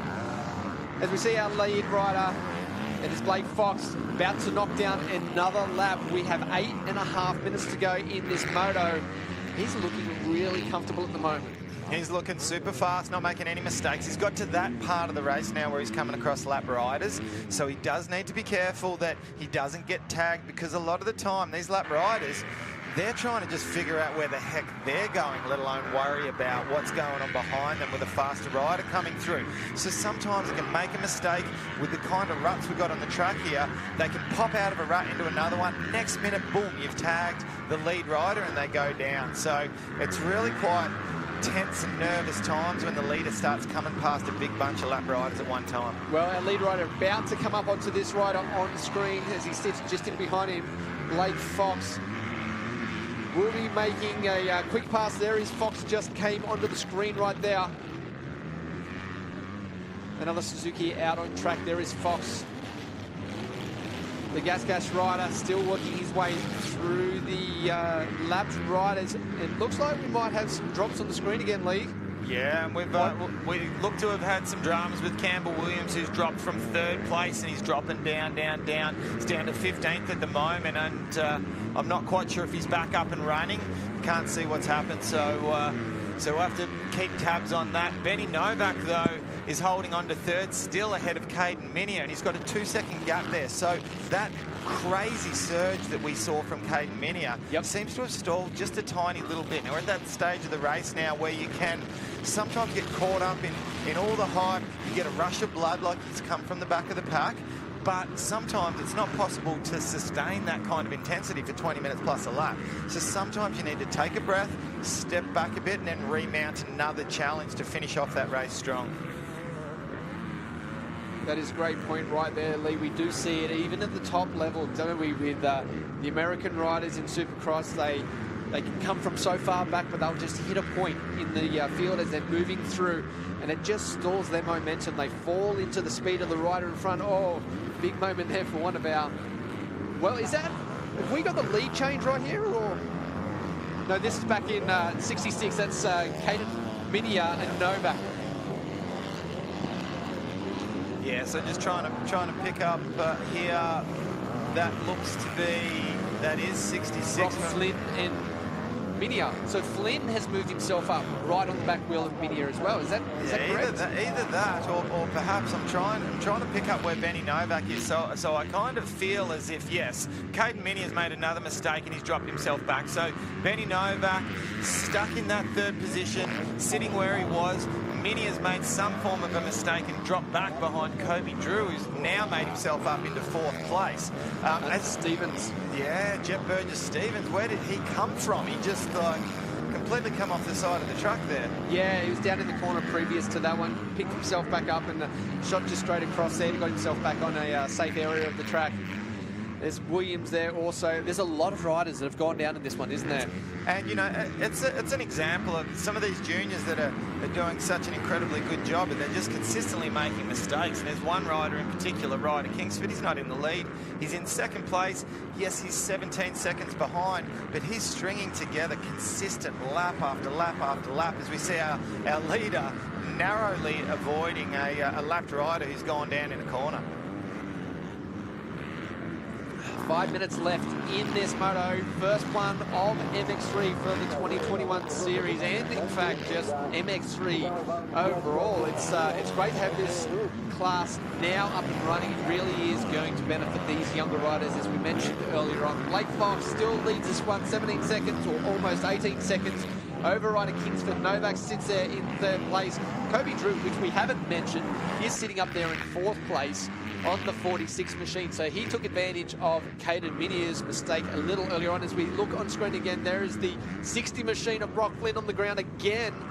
Unfortunate for him, he really was moving forwards. He was up there earlier on, and we expect to see him continue to move forwards, but you can't do it while you're lying on the ground.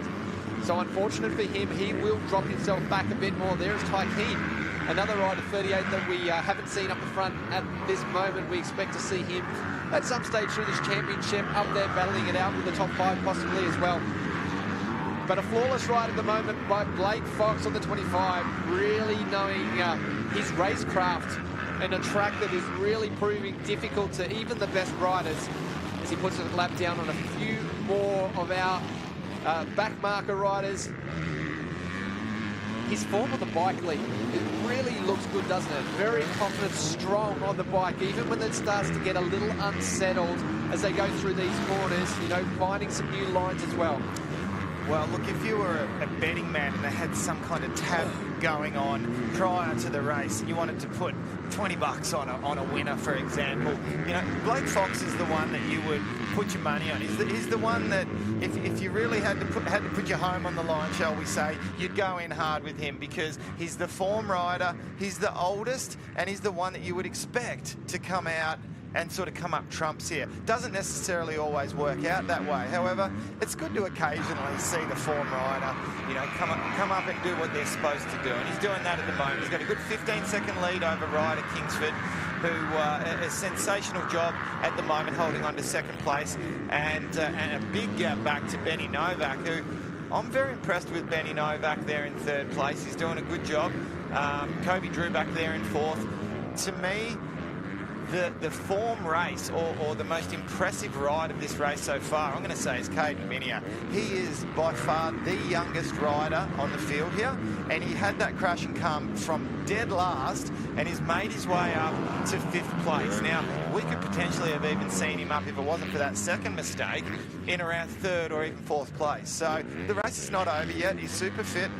Rider Kingsford on screen at the moment, just trying to keep in those super deep ruts. It's great that at least the rain has stopped for the moment and the track's starting to come back into its own again.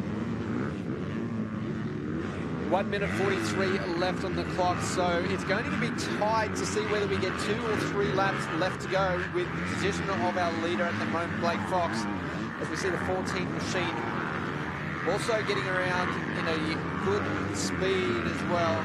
There is second place, 21, of rider Kingsford. A good solid ride. We saw him a moment ago, just a little off balance, going up those big deep ruts leading up into that tabletop. So well done to him to continue getting right over it. Some of these riders have stopped jumping that tabletop simply because the ruts have become so deep. It's very difficult to make your way through this. He has also found that outside line, which before this race we didn't really see anyone use at all. And now we've got the 2 lead riders in this one continually, even when there's no other riders around, heading out to that outside line to get up and over that.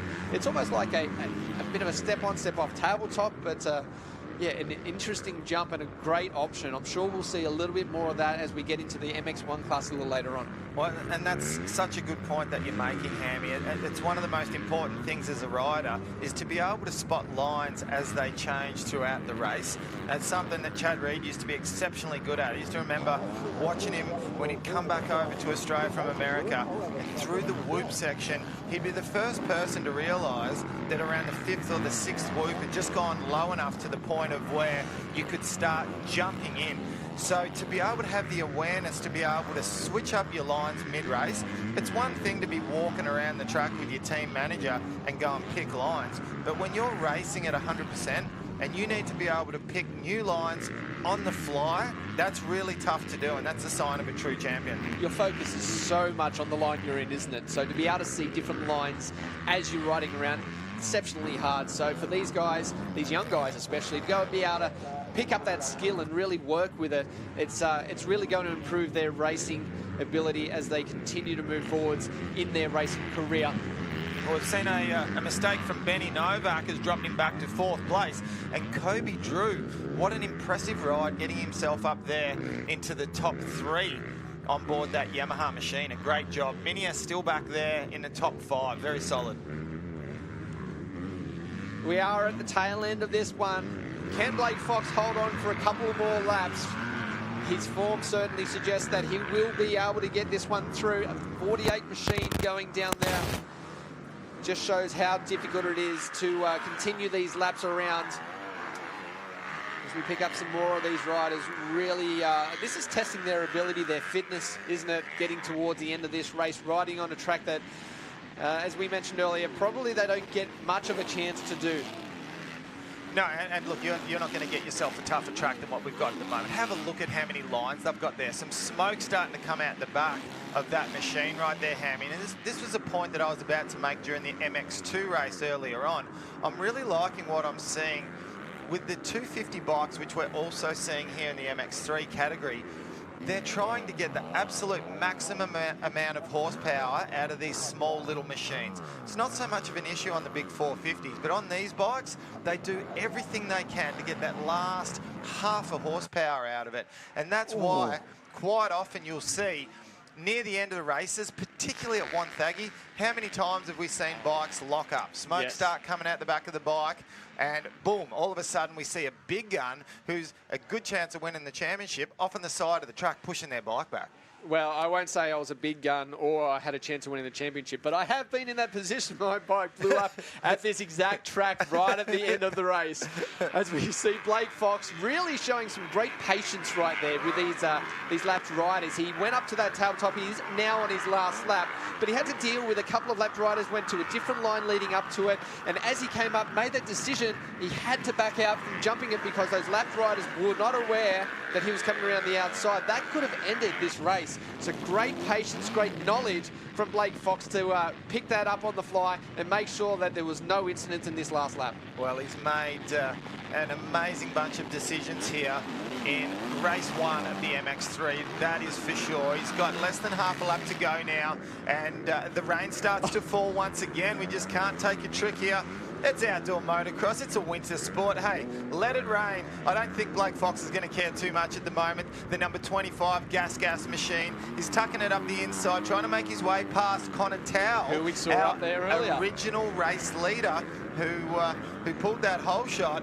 And Blake Fox has relegated him 1 lap, and he's only got this last back section of the track. That being said, it does happen to be the roughest, deepest, sandiest, gnarliest part of the track. It's only a handful of corners to go for him to wrap up this first one in the Maxxis tyres MX3 Moto 1. Everything done right for this rider in this first race, and a start of a new class for the series. Something that will really develop up a lot of younger riders as he makes his way around the last couple of turns up towards the finish line. A tremendous win for Blake Fox. The 25 machine has really proven that this is going to be a stellar class for all of these young riders to really lift up their game. There is our 3rd place rider. We haven't seen him yet really on screen. That is Kobe Drew, so a fantastic ride for him. Our 2nd place rider going across there, that is Ryder Kingsford. Very impressive for Ryder Kingsford, and likewise for Kobe Drew. Won't be too far back, and we'll see Benny Novak coming through. Here he is with just 1 corner to go. Solid points, the top 4, not too bad at all. And let's try to spot that number 66. I can't emphasise enough how impressive from dead last coming through Caden Minia, rounding out that top 5. Another great way to start our championship challenge for these guys. Really tough conditions. Look at this rain. Again, it's so hard to predict, isn't it? From where we're sitting, we can't see outside. You can't predict when this rain shower is going to come across. And I know as a rider, I used to hate when the rain came. if you were going out to a full mud race, it was raining from the start of the day, you know, you put yourself in a mindset that you can deal with it, you know. But when it's coming through mid-race, it's really hard to keep your mind on the job and deal with the rain as it's coming down. Some of our riders making their way through now. A spectacular job just to complete the race here. Some of these guys, you know, we're talking 20 minutes plus a lap on one of the toughest tracks that would have ever come across in their life. So just to be able to complete it there on screen, Jet Burgess-Stevens, he certainly didn't have the finish that he would have been after. He's back there in 13th place. So a quick little recap here. Blake Fox with the win, sensational job. Ryder Kingsford, Kobe Drew rounding out your top 3. Benny Novak, Minia with the top 5. Back to Brock Flynn, Ty Keane, Jack Mather, Liam Atkinson, and Cody Wolf rounding out that top 10. One thing I just want to clear up is that Ryder Kingsford is not on an 85. Just said that there. If he did, then that would have been the ride of the century. It seems like just yesterday that he was on an 85, though. I can remember looking at him there. Campbell Williams there back to 11th, who was originally up there in the top 3. Yeah, here we go. Monotaro back to 16th after that lead. So a couple of riders we'll expect to see up there in the later races, even further in the championship. You know, there's a lot of talent, and I think a lot of places will shine. As we head down to our winner with Rihanna. Congratulations on the Gas Australia racing machine, Blake Fox. You're actually making history today for the first time for MX3. Congratulations grabbing that first win. Well done. Yeah, thanks for that. You know, the weather's given us a run today, but, you know, came away with the average start, but, you know, made my way up there early, and track's brutal. I think we're all buggered out there. I know I was, and I saw Ryder coming back from second. He must have had a crash or something. He was catching me a little bit at the end, but yeah, massive thanks to Gas Australia. I'm happy to give him a win here today. So yeah, hopefully we'll keep the ball rolling and take it into next moto. Just talk us through the physicality that's required today. It's absolutely pouring on us at the moment. We've had all sorts of conditions. How's the track evolving? How's that affecting you guys? Out there, it's actually not too bad. It's just, you know, trying to keep warm in between the motos and, you know, get that heart rate up, ready to go on the start line. But yeah, out that moto then we had a bit of rain, a bit of sun, and it was honestly all right. Obviously affects vision a little bit, but the track is holding up really well with the moisture. Yeah, and it's forming up really cool. Yeah, we look forward to seeing you for the second moto today. Good luck for that one. Well done to get that first job done. Thanks for that.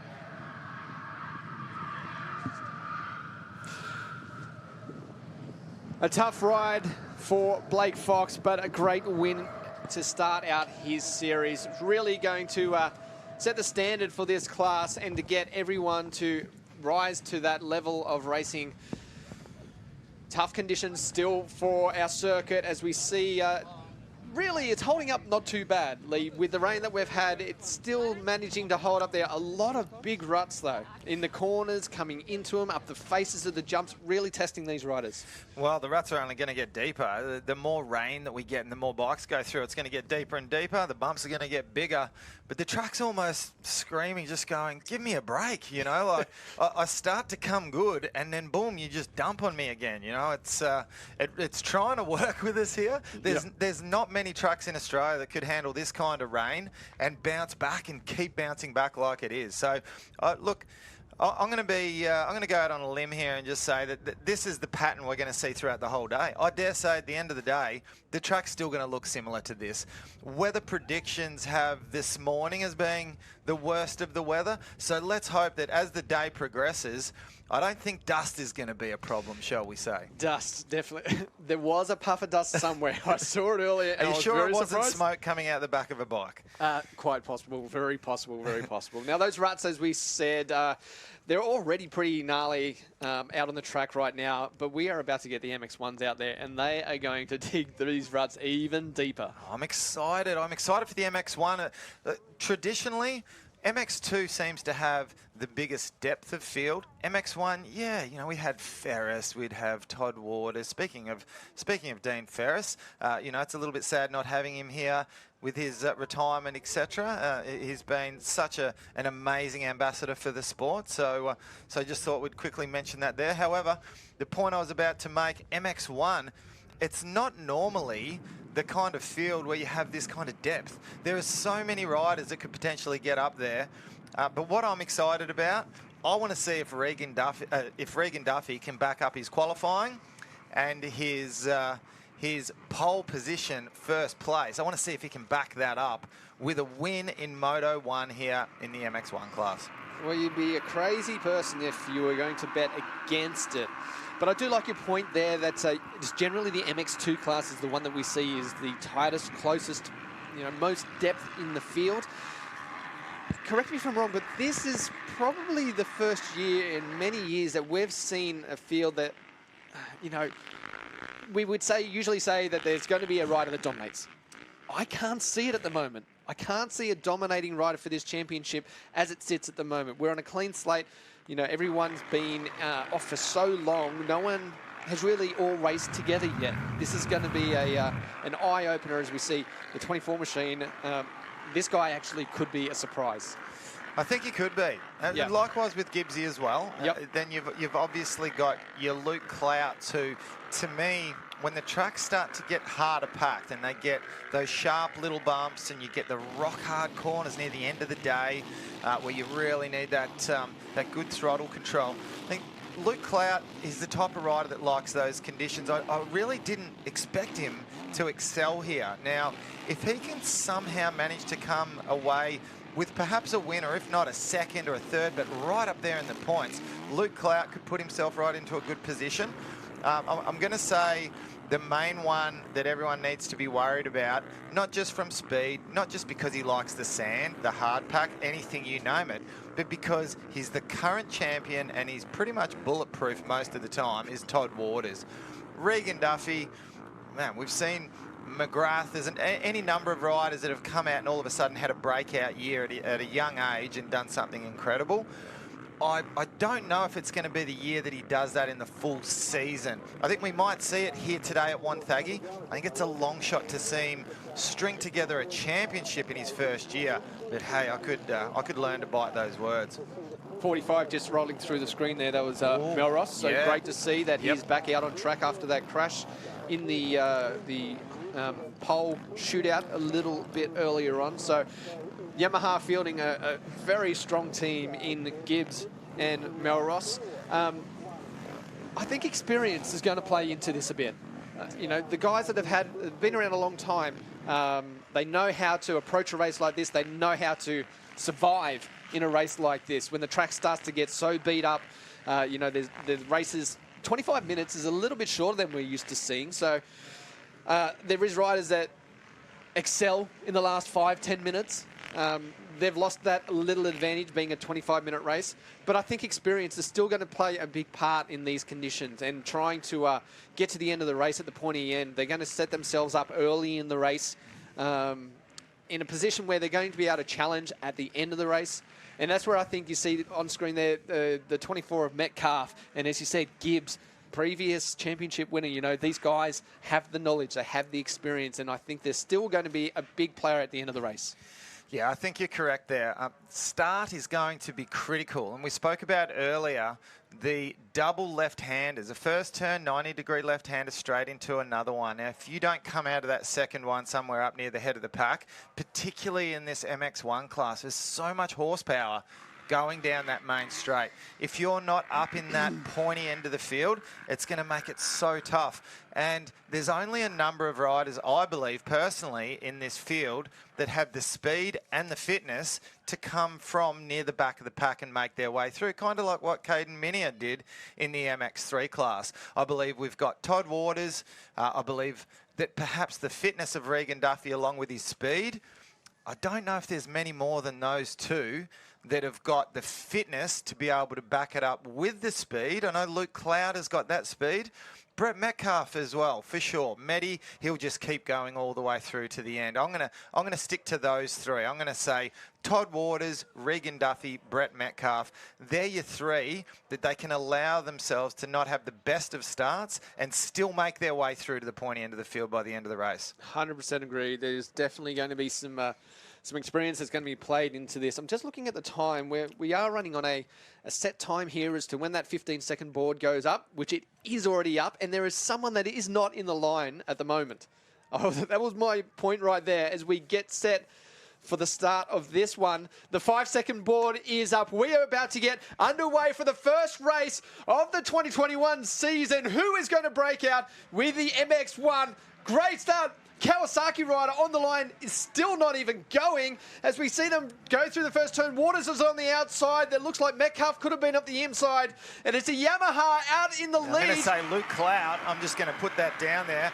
Matt Moss is up there and a Honda trying to go around the outside. It looked to me to be Rikers that was going to have the whole shot, but somehow Luke Cloud's managed to get around. We have had a yard sale go down in this double switchback left-handed first and second turn. Wow, we didn't really see Clout jumping straight out to this kind of lead. Let's see where the damage will be done with the other riders we spoke of. I'm trying to pick Regan up Duffy. Is back there, He's back in about 9th or 10th place, a long way back. There's Gibbsy. There he possibly just coming in the screen a second ago. As we look. Luke Clout, this could be dangerous. He has got speed. He is at the head of the pack. He's got clear track, and he is riding fast. There he is there. He just went through screen. So he's in about 10th place at the moment. Our fastest qualifier in Regan Duffy, the 72 KTM machine, as they roll through these, well, they're becoming very whooped out turns now, aren't they, as they get back down towards our camera. Nice creative line there for someone up the inside. I have seen a couple of creative lines in this lap alone. And there is our race leader, Luke Clout. That's Metcalf now into second place. Rikers, Todd Waters, Mossy with a big moment right there, having cased out. How can he case out? And Duffy already onto the back of Mossy, and he hits that inside line's a fast one. Just saw yellow flags out there. Luke Clout is already starting to check out just a little bit. Let's try and pick up Duff. There he is on the outside, the yellow shoulder, just going into the turn right behind Mossy. Trying to go around the outside. I wish we could have a sneaky little look there. And we'll have a look at the lander of that tabletop. I just saw over on here on the right side of that shot. But look at the lead. Loving these drone shots here. Luke Clout looking spectacular out at the head of the pack now. Okay, one point I wanted to bring up. I did speak to a couple of riders. We mentioned Luke Clout, exceptionally fast. You brought it up with the hard pack tracks. He loves them. He is so fast. He's very aggressive. But sometimes aggression is not a good answer in sand. No. You need to have finesse. And if he can continue to ride smoothly, I don't see anyone being able to really, just reel him in. They're going to have to work for it. But there's that potential with Clout. If he rides too aggressive, there is potential. But look at the speed of Duffy. Duffy has ticked off Matt Moss and dropped him from nowhere. And he's all over the back of Rikers, who, let me remind you, he's also Western Australian and a sand groper. And Duffy's like, get out of my way, please. I'm coming through. What line was that right there? His front wheel up the inside again. He is going to control this line. Will he make the pass as they get on the back wheel? Yes, he does. And then he's on the back of Todd Waters. He's making these guys look like clubmen. Well, I did speak to Waters yesterday, just as general conversation, and I asked him, I said, who's your biggest challenge here? We've had plenty of talk leading into this one. It was going to be either Moss, or it was going to be Clout, or it was going to be Gibbs. Duffy never got brought up, but Waters' opinion was just Duffy as we head down to Rihanna for an expert commentary. Yeah, and I just had a quick chat to Craig Dack at the CDR Yamaha Monster Energy team in regards to Hayden Melross. No serious concern about that crash that he had in the Super Pole shootout. He did bump his head, a bit of soft tissue damage to his back, but he is A-OK. We know that he's had previous issues with injury coming into the season. He wasn't totally fit in terms of bike fitness, but no major concerns from that crash. Well, great to hear that, Rihanna, and good little pickup from Craig Duck there. Thank you for the information, and it's his #1 boy, the #4 machine of Luke Clout on the CDR Monster Energy Yamaha machine, and he's got himself a nice little lead. But Brett Metcalf still hanging in there in second place. Todd Waters back there in third, who has got company. Oh, a bit of a mistake. We just saw Gibbsy's leg fully off the side of the bike. Very quietly in there in second place is Brett Metcalf, isn't he? Yes. This is the experience we spoke of. And he will not slow down at the end of the race. No, that's right. He will just sit himself there in a perfect position, continue to monitor and watch the lead rider, try and pick up anything different that the lead rider may be doing, but always putting himself in that position where he may be able to strike if anything goes wrong with our lead rider. As we see Gibbs He doesn't look that comfortable at the moment. I was just going to say, he's made a couple of mistakes. Another one there, a foot dab. He's made 3 or 4 little mistakes, no big ones that's going to throw you on the ground. And another one, that was a full foot drag off the back of the bike. And again, that can rip you off the back. So I can tell you what's going on in his head at the moment. He's going through a little bit of a period where he's making a mistake and they snowball into another one. You almost have to play this little competition with yourself. Oh, is that... That was Duffy, I'm sure. Now, we went past the rider that looked that was on the ground when we were talking about Gibbs. Let's just see if he comes across. I think I caught Duffy. Todd Waters across. Yeah, we think Duffy may have dropped it somewhere in that lap. A small mistake. Yes, he has. Yep. Oh, Metcalf in the corner before. What we just caught out the side there. Oh. Is that Metcalf? No. No. Oh, that's lucky. But I did see Metcalf make a mistake in the corner before, so he has dropped back quite a long way. Well, we're seeing quite a few mistakes, but, you know, that is the direct result of the technicality of this track. And have a look at that section. That was a beautiful line. I am liking what I'm seeing from Luke Cloud here. There is Duffy, just went through. He is back behind those guys, Melross, Gibbs, Rikers. Oh. There is Metcalf there. As I said, I thought I saw a small mistake out of him. He may have dropped back, certainly. He's dropped back a long way from our lead rider, so... But he still has a huge gap. Now, how's the gap? But how much have they spread out from Cloud back to Metcalf, Metcalf back to Waters? Let's see if we can catch the background here of the next riders. There they are. So Waters here, he sits there in 3rd place, the current kind of champ. But hey, he's broke away from those guys behind him. Yeah, everyone's just spread themselves right out. And you know what I'm noticing is very few riders looking like they're in their groove. Look at Todd Waters dabbing a foot getting dragged behind. There's not many riders that have found a groove and looking good.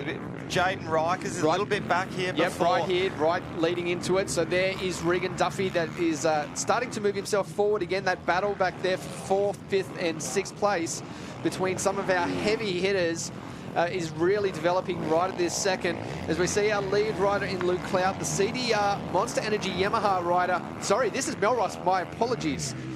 It's hard to see these numbers. There is Melross, Gibbs, and that is that battle we just spoke of. Duffy has cleared through past Rikers and now back onto the back wheel of Waters. So it's still a great battle between those 4 riders. Have a look at this shot right here. Now, just a quick one, Danny. I see Matt Moss down in 36th place at the moment. Now, I don't know what's happened to him with all the talk and hype about Mossy. Something has gone wrong, and we'll try to bring you guys the information as to what's happened there. Look at the way that Waters just did that straight. They're starting to try and bounce themselves over these braking bumps. They're starting to try and find a different rhythm, almost like a supercross technique, isn't it? Trying to bounce through here and make jumps out of these what appear to be huge braking bumps. Unlike this guy, who's just smashing into everything, but he's got so much pace going at the moment. I predict like next lap or 2, we will see that challenge for 3rd place between Duffy and Waters. Solid ride right here by Melross on the 45 after that big crash before. Well, we just, I guess what we're hoping from Regan Duffy is so far we've seen a bad start and then just steamroll his way through towards the head of the pack, then make another mistake, drop himself back to 6th or 7th, and then within next door to no time, he's back to 4th and almost on the back wheel of Todd Waters. Now, this is something that, you know, he's 18 years old. He's in the MX1 class. It's so easy to continue to make mistakes, and we could see the checkered flag come out and he could still be back around 5th, 6th. If he can somehow clean his act up and stop making those little mistakes, we could see something very brilliant here in this Moto 1. Kurt Gibbs now moving himself up 1 more place as Rikers starts to move backwards in this field. He's got a challenge right there from Melross, top left screen. There goes Melross around the outside as well, so he's dropped back another one. That is Rikers on the Kawasaki. A good start for him, but he is starting to move back. I'm sure we will see some more speed out of him later in this race. Minus 10 seconds is the board to Metcalf, so Cloud has checked out after that mistake. as we see Clout right here. Nice line up the inside there. Not one single bump. His bike's working good. His mind is working good. He got the start when he needed to. And he is taking great lines on a track that I personally don't think is your traditional Luke Clout type of track.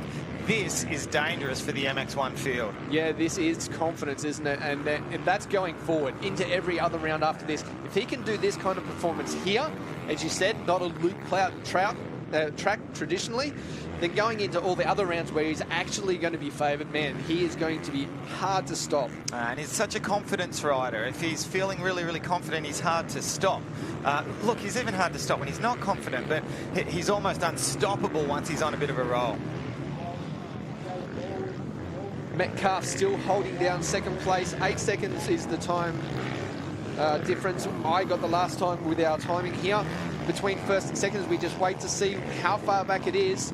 There is our second place rider right there. Beautiful, doubling through on the 24 machine. So he still holds a good lead, a huge lead over third place. A comfortable ride right now. And this is a great way to open up your championship campaign. Well, he's the consistent one, isn't he? He's not the bells and whistles and everything. He'd be very happy sitting in there at the moment. And Luke Clout is more the flashy. You expect him up the front of the pack, and he's got that get up and go about him. However, you can sort of bank on Metcalf being there 100%, whereas Luke Clout, you just never know what's going to happen here. So I really like the position that Brett Metcalf's in at the moment. Put himself in great position just in case something does go amiss at the head of the pack. And he's still got himself a half-decent, well, a very impressive gap there over Todd Waters, who's really struggled to find his form in this race. I thought he'd come out swinging a little bit harder than that. Regan Duffy, just 1 second behind Todd Waters. I'd love to get a bit of an eye on that battle, I tell you.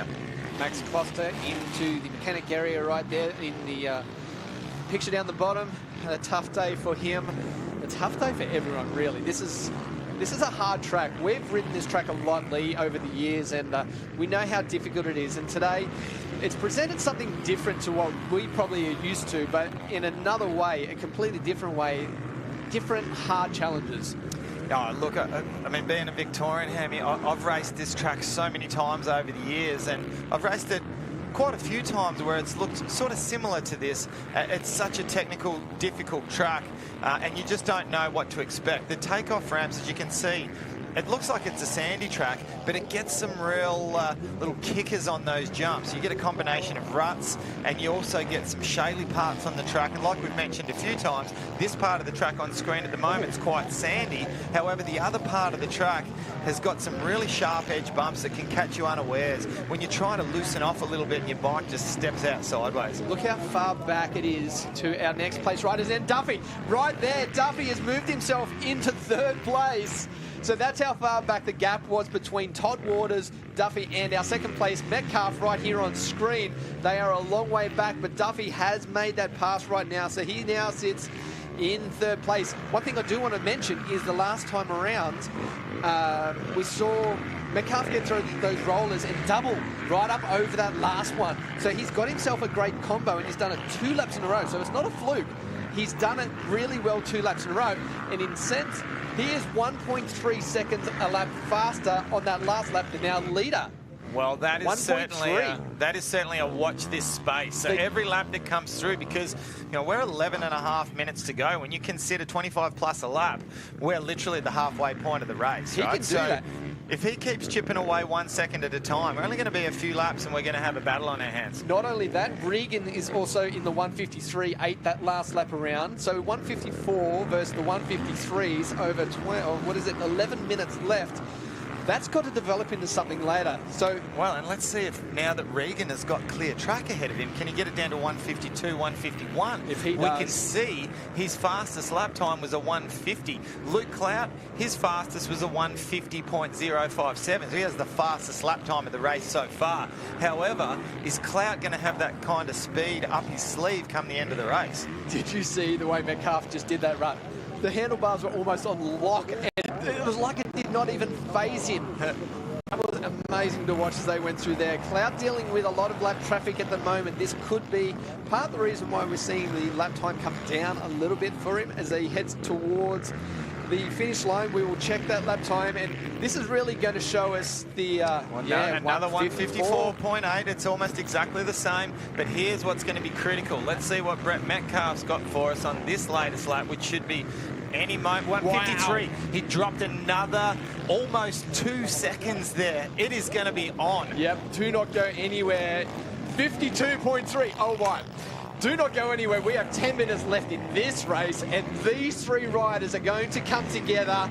As it stands at the moment, with the lap times doing the last 2 or 3 laps, we have got a three-way battle between these riders. Hope we don't see any mistakes. This could be amazing. Well, that's your Cinderella story, and I hope it comes into play. The only thing, unfortunately, for Regan Duffy is that he's currently 17 seconds behind. So I guess the main focus at the moment is this pending battle between Brett Metcalf and Luke Clout that's about to happen. So let's hope that that plays into something. Regan Duffy, other than the lap riders that he's got to come across, he's got clear traffic all the way up to the front of the pack. He just needs to be head down, bum up. But what he also needs to be mindful of is a 3rd place in Moto 1 going into the next moto. The final point scoring moto of the day is a very good position to be in. You can very easily turn a 3-1 into an overall win on the day. Yep, there he is on screen, making his way through some of the lap riders. See the head position right there. He is eyes forward, looking across the track to see where the next rider is. And he does not look like he's slowing down at all. He's a machine. 18-year-old fitness machine. Whoa, mistake though. A little dab of the foot, but it didn't swing his whole body off the side of the bike. He's another rider down on the inside. That's just business as usual. Riders down here at Wonthaggi ain't no thing. Well, our lead rider.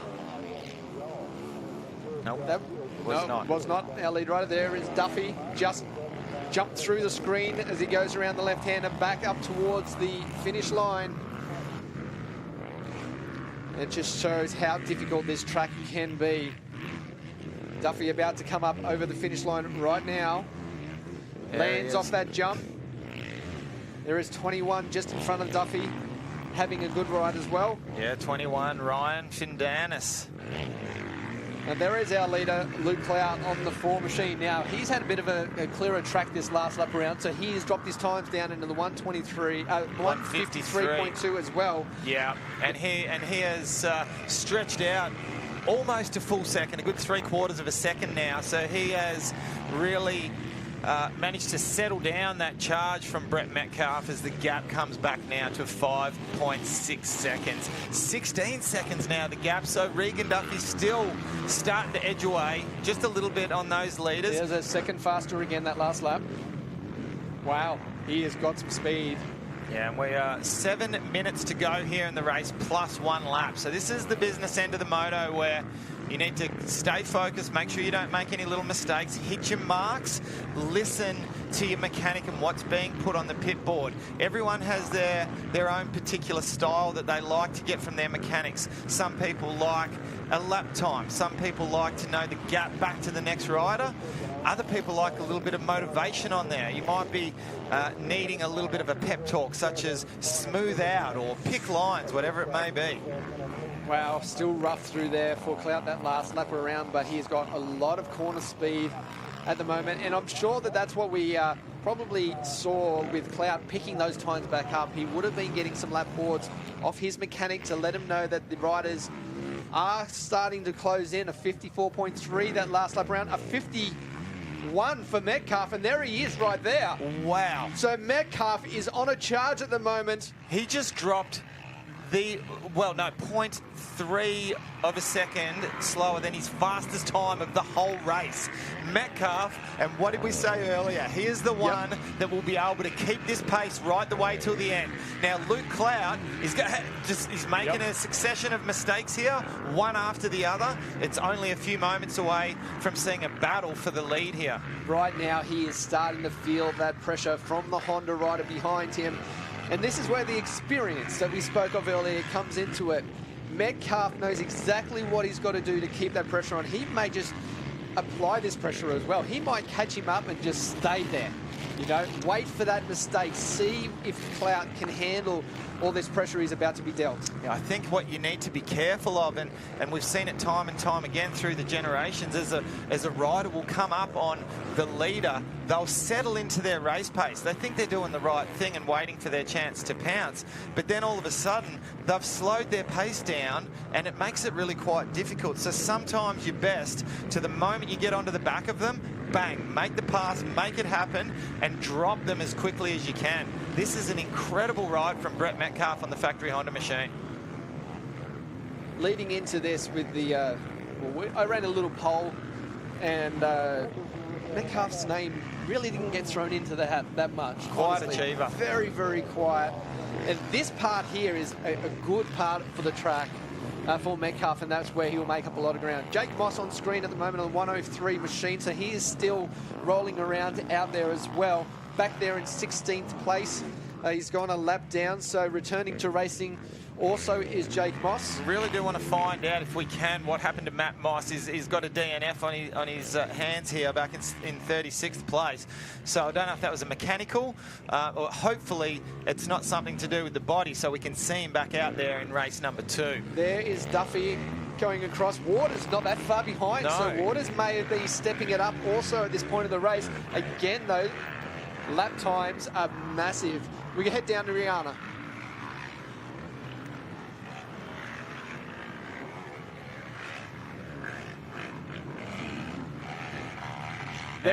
There is Clout still motoring around, and have we dropped off Metcalf a bit in the background?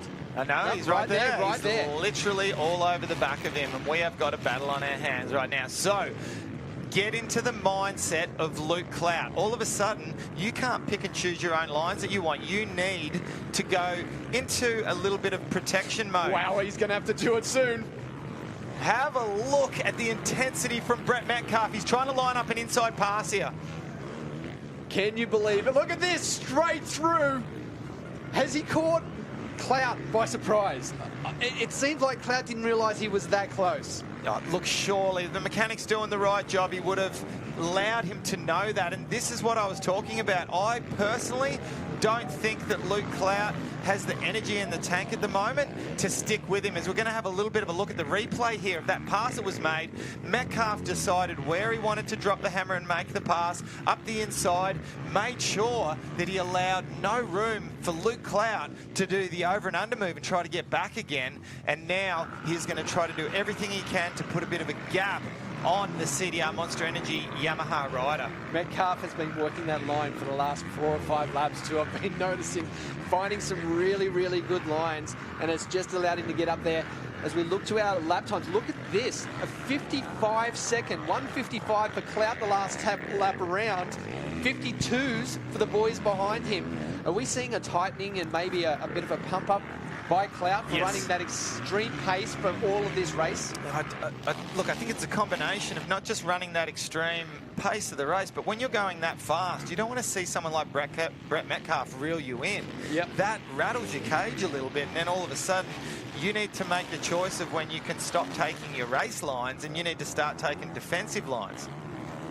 Well, it's certainly going to be interesting. Only a minute 52 left on the clock, so depending on where the riders are on the track at the moment, we could have 3 laps left or 2. I'm betting 3 possibly, as they head around right now to, as we see some of these back markers also having a great ride. You know, these guys are all out there battling amongst each other, having a great ride as well. Let's do a little bit of a top 10 recap here. Brett Metcalf made his way up to the lead. Luke Clout continues to hold on to second. Duffy in 3rd place. Waters in 4th. Gibbsy, impressive in 5th place there. Not too bad at all. Hayden Melross, after ringing his bell a little bit earlier on, in 6th. Jaden Rikers, as you mentioned, was dropping back a little bit. However, he's managed to stabilise himself a little bit. Not too bad at all. Maximus Purvis, the Kiwi, and the reigning MX2 champion from New Zealand.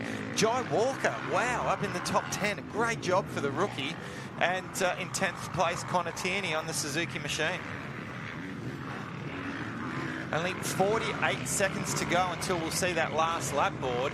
Brett Metcalf, He dropped himself a 153.3. Now, Luke Clout's only 1 second off. So Metcalf was 1 lap slower, 1 second slower. Luke Clout was 1 second faster that time. But look at Duffy, a 151 on the last lap, and he brings himself down to only 10 seconds behind Luke Clout. He can't afford to make another mistake. Yeah, so 2 laps to go. Wow, this is going to be close, but I think Clout at the moment, as long as he doesn't slow down too much, is going to be safe in second place right there. Still a great way to start your championship campaign, and I think Metcalf is, well, he was certainly the very quiet achiever we thought, and I've got to say, we weren't certain, Lee, be honest, we weren't certain that he was going to do it, but we knew his racecraft will certainly be up there and put him at the pointy end. To be in the lead, well, that's something else, you know. He has really done a great job to push himself up into the lead this first race. Well, he's got such a smart head on his shoulders. He got a decent start. Like I said, he had the fitness to be able to push to the very end. I don't think anyone really is able to be out of the top 10 and make their way through to first. Not when you've got the likes of Clout, Duffy, Metcalf that are up near the pointy end of the field. So a great job. He put himself in a good position out of that first turn, and with only 1 or 2 laps into it, he was into second place, and he just sat there. That's all he needed to do. And then started to, little by little, reel in Luke Clout, and that was enough to make him tighten up a little bit. He does have that riding style that on a track like this, as it gets rougher and rougher, can pump you up a little bit. Easily get pumped up around this track, and that's when the mistakes start. As soon as the mistakes start, you pump up, you tighten up even more. He's about to get the last lap board. Here he comes, the factory Honda machine racer, Brett Metcalf, number 24, sneaks a look over to the left, and that is a very welcoming sign, a last lap board. Luke Clout is still within touch of some kind of a mistake in the last lap, which certainly can happen. If we have a look here, they were both on the 156s, so both Medi and Luke Clout have slowed down quite noticeably. A 152 for Regan Duffy brings him to within 6 seconds of Luke Clout with 1 lap to go. I tell you what, Clout, you cannot make a mistake, my friend. No. Dealing with a lot of these lap riders at the moment, slowed them up as well. And there is Duffy at the bottom of the screen, just going past the mechanics area, so he can see them. And he will drop the hammer on this last lap. You're only 18 years old once, Hammy. You know what? I can't remember it, but... No chance. Traditional half-an-hour race, though. Yes, I know. Another 5 minutes. This is where the good riders really shine. And you know what? Duffy would be going, I want that 5 minutes myself right now. As we see our lead rider, last lap, Brett Metcalf, the Honda rider, factory Honda, done everything right in this one. He moves himself towards the back of the track. You can see how rough and tough the track is at the moment. Yeah, and this is a great shot from up above. We can see is that Regan Duffy here? That's just there's Duffy back there. My apologies. There was a lapped rider in there. I thought, wow, that's a hard charge coming. But Metcalf, he's on the last part of the track as he enters into a little bit of a sketchy section right there. Just ease your way through. Don't do anything too crazy through here, Matty, because this section can bite you, that's for sure. Just coming into the back part of the screen, we could see Luke Clout, who's managed to, that little funk that he found himself in, he's managed to get himself back into a little bit of a rhythm. But final corner coming through. What an incredible job. And race 1 victory. Moto 1 for the MX1 Thor category. Brett Metcalf on the Honda Factory Racing 450cc machine. Incredible job. Clout comes across in second. Duffy right there in third. Yes, he was not happy with his ride at all. He knows he can be up there battling for that lead. Todd Waters on screen. He's going to come across for a solid 4th place. I know that's probably not where he wants to be, where he expects to be, but it's a good way to start. Still a great way to start. It's not too bad. At no stage throughout that race did I see a comfortable Todd Waters to where he looks. You know, when he's riding at his best, he looks a certain way. He's a bulldog. He's a machine on the bike, and he just didn't look to find his comfort zone.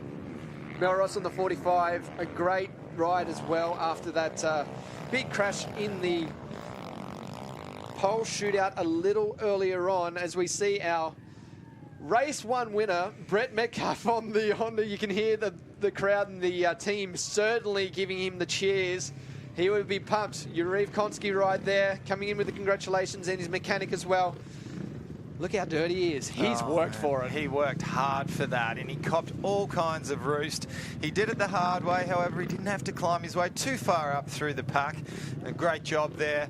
He's looking pretty smooth there. He's got the slick hair, he's got the hat on backwards. Let's have a look at the results for the Thor MX1 Moto 1. Brett Metcalf from Luke Clout and Regan Duffy rounding out your top 3. Todd Waters, Kirk Gibbs, Hayden Melross back to Jaden Rikers, Max Purvis, Jai Walker and Connor Tierney rounding out your top 10.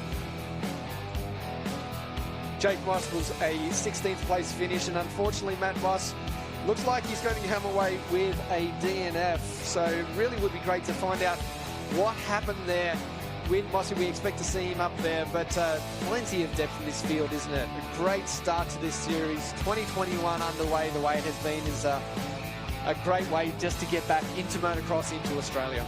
Well, it really hasn't, and all the hype and all of the pre-race talk that we've been doing, Hammy, about this MX1 category and how deep the field is. We've been saying, 5 or 6 riders could potentially win the championship, even more potentially could have round wins. It's never been more applicable, that's for sure. All right, let's throw down to Rihanna, who's with our race winner. Congratulations for the Thor MX1 from the Honda Racing Team, Brett Metcalf. Brett, awesome way to get the season underway to get that first blood. Yeah, you know, I had a really good off-season. Did a lot of riding and training, and the Honda Racing Australia team, we've come together. The 2021 model bike's unbelievable. So from day one, I just loved this bike. And getting starts, that was the key out here today. The track's a little bit muddy, but, you know, I've got to thank the whole team, our mechanic Scott, the whole crew is working awesome. And, yeah, you know, the track was brutal. I just took my time. I made a lot of mistakes early. I rode tight.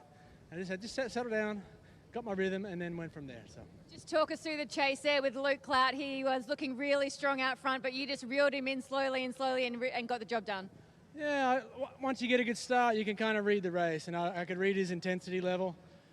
I was making a lot of mistakes, so I just had to settle, but I was reading his intensity. I'm like, you know, I have a good shot at the end if I just stay patient and keep it on 2 wheels. So that's what I did. You know, thanks to everybody again, Fly, M2R, Pirelli, Castrol.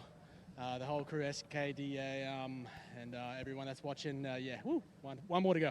He rode smart, he rode fast. Congratulations to the Thor MX1 Moto 1 winner for 2021, Brett Metcalf. Fantastic start to the 2021 series. Brett Metcalf, Race 1 Moto 1 winner. What a way to get this whole thing underway. There is still plenty more action to come. Moto 2's yet to be put in the bag. We'll be back right after this. The perfect shape.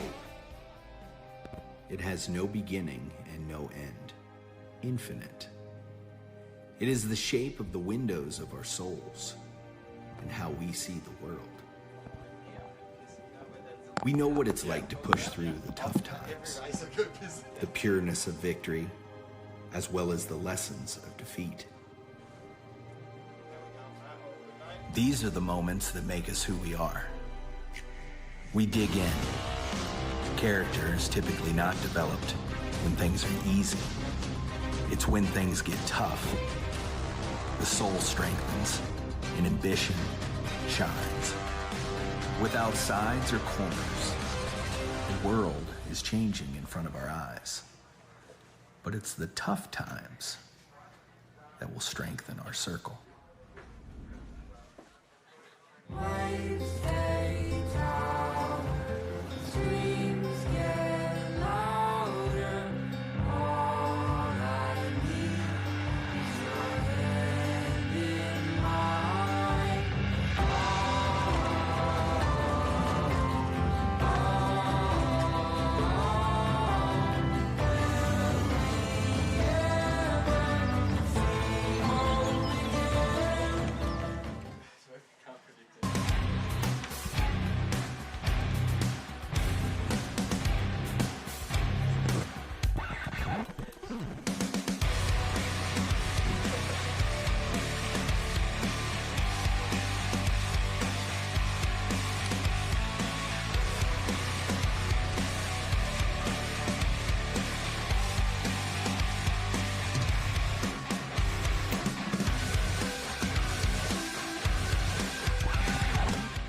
AMX, We live Motocross 365. Check us out online or call into one of our stores. AMX, proud sponsors of 2021 ProMX. From its humble beginnings in Melbourne nearly 100 years ago, Penrite is now a truly respected global lubricants brand. Yet it's still a 100% Aussie-owned family business employing Aussies on Aussie dirt. No one comes close to KX in winning. Only KX has more championships than any other manufacturer. Introducing the new Kawasaki KX450 and all new KX250 motorcycles, the bike that builds champions.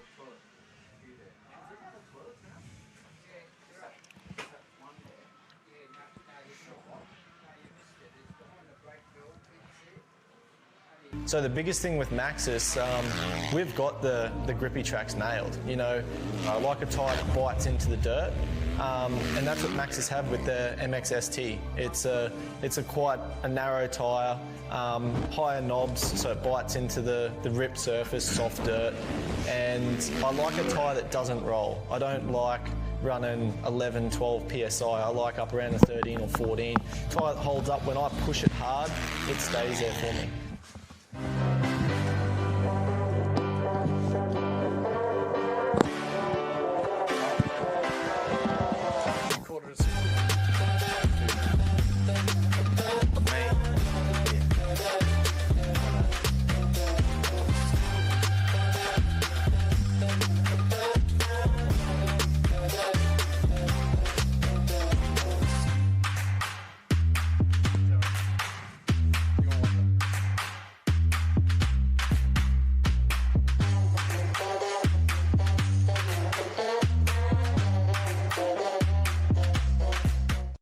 From its humble beginnings in Melbourne nearly 100 years ago, Penrite is now a truly respected global lubricants brand.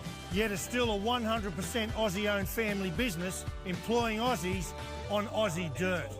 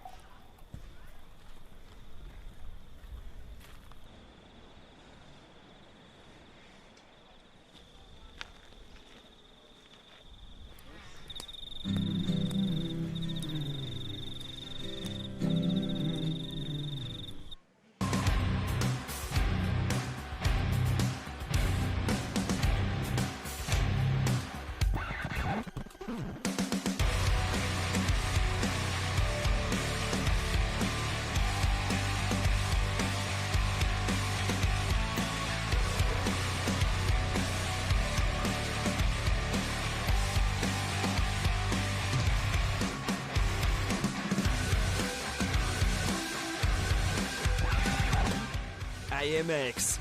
We live Motocross 365. Check us out online or call into one of our stores. AMX, proud sponsors of 2021 ProMX.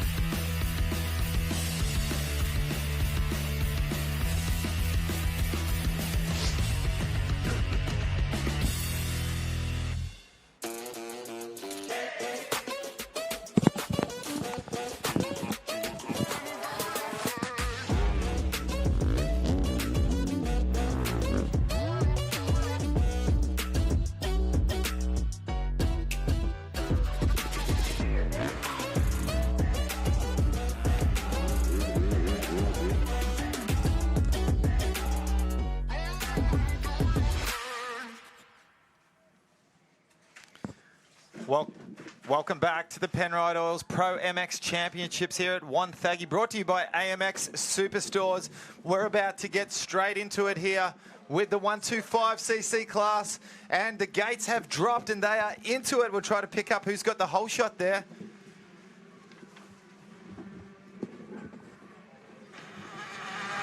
Looks to be Jack Simpson back there in second place, and Cameron Taylor is there with the whole shot. Good old Camo back from our days. Danny Ham, Jack Simpson's throwing it up the inside there, and he has regained the lead. Taylor is always fantastic on a 125, wasn't he? Every time we see him get out there, he just absolutely loves this. Done plenty of laps around this track as well. Cameron Taylor really should know exactly what needs to be done. There's plenty of pressure, though. Who just up the inside there from third place into second? Well, I'm expecting some good things here from Mike Sleater. A good buddy of mine is just shifted over to Australia with his wife Sarah. They've got their family, both their kids Noah and Mace. They've come from California over and they've based themselves here in Queensland. Now, Sleater, be good to see how he goes, but Dylan Long, he may not have the fitness. I'm hoping he does, but he has certainly got the speed. Such an exciting rider, isn't Dylan Long, to see what he can do on a motorcycle. Really, really talented. Done plenty of laps also around this track. Former factory rider for Kawasaki back in the day as well. And he really should be one of these guys that absolutely rips it up the front here. You see that Sleater right there on the Gas 111 machine.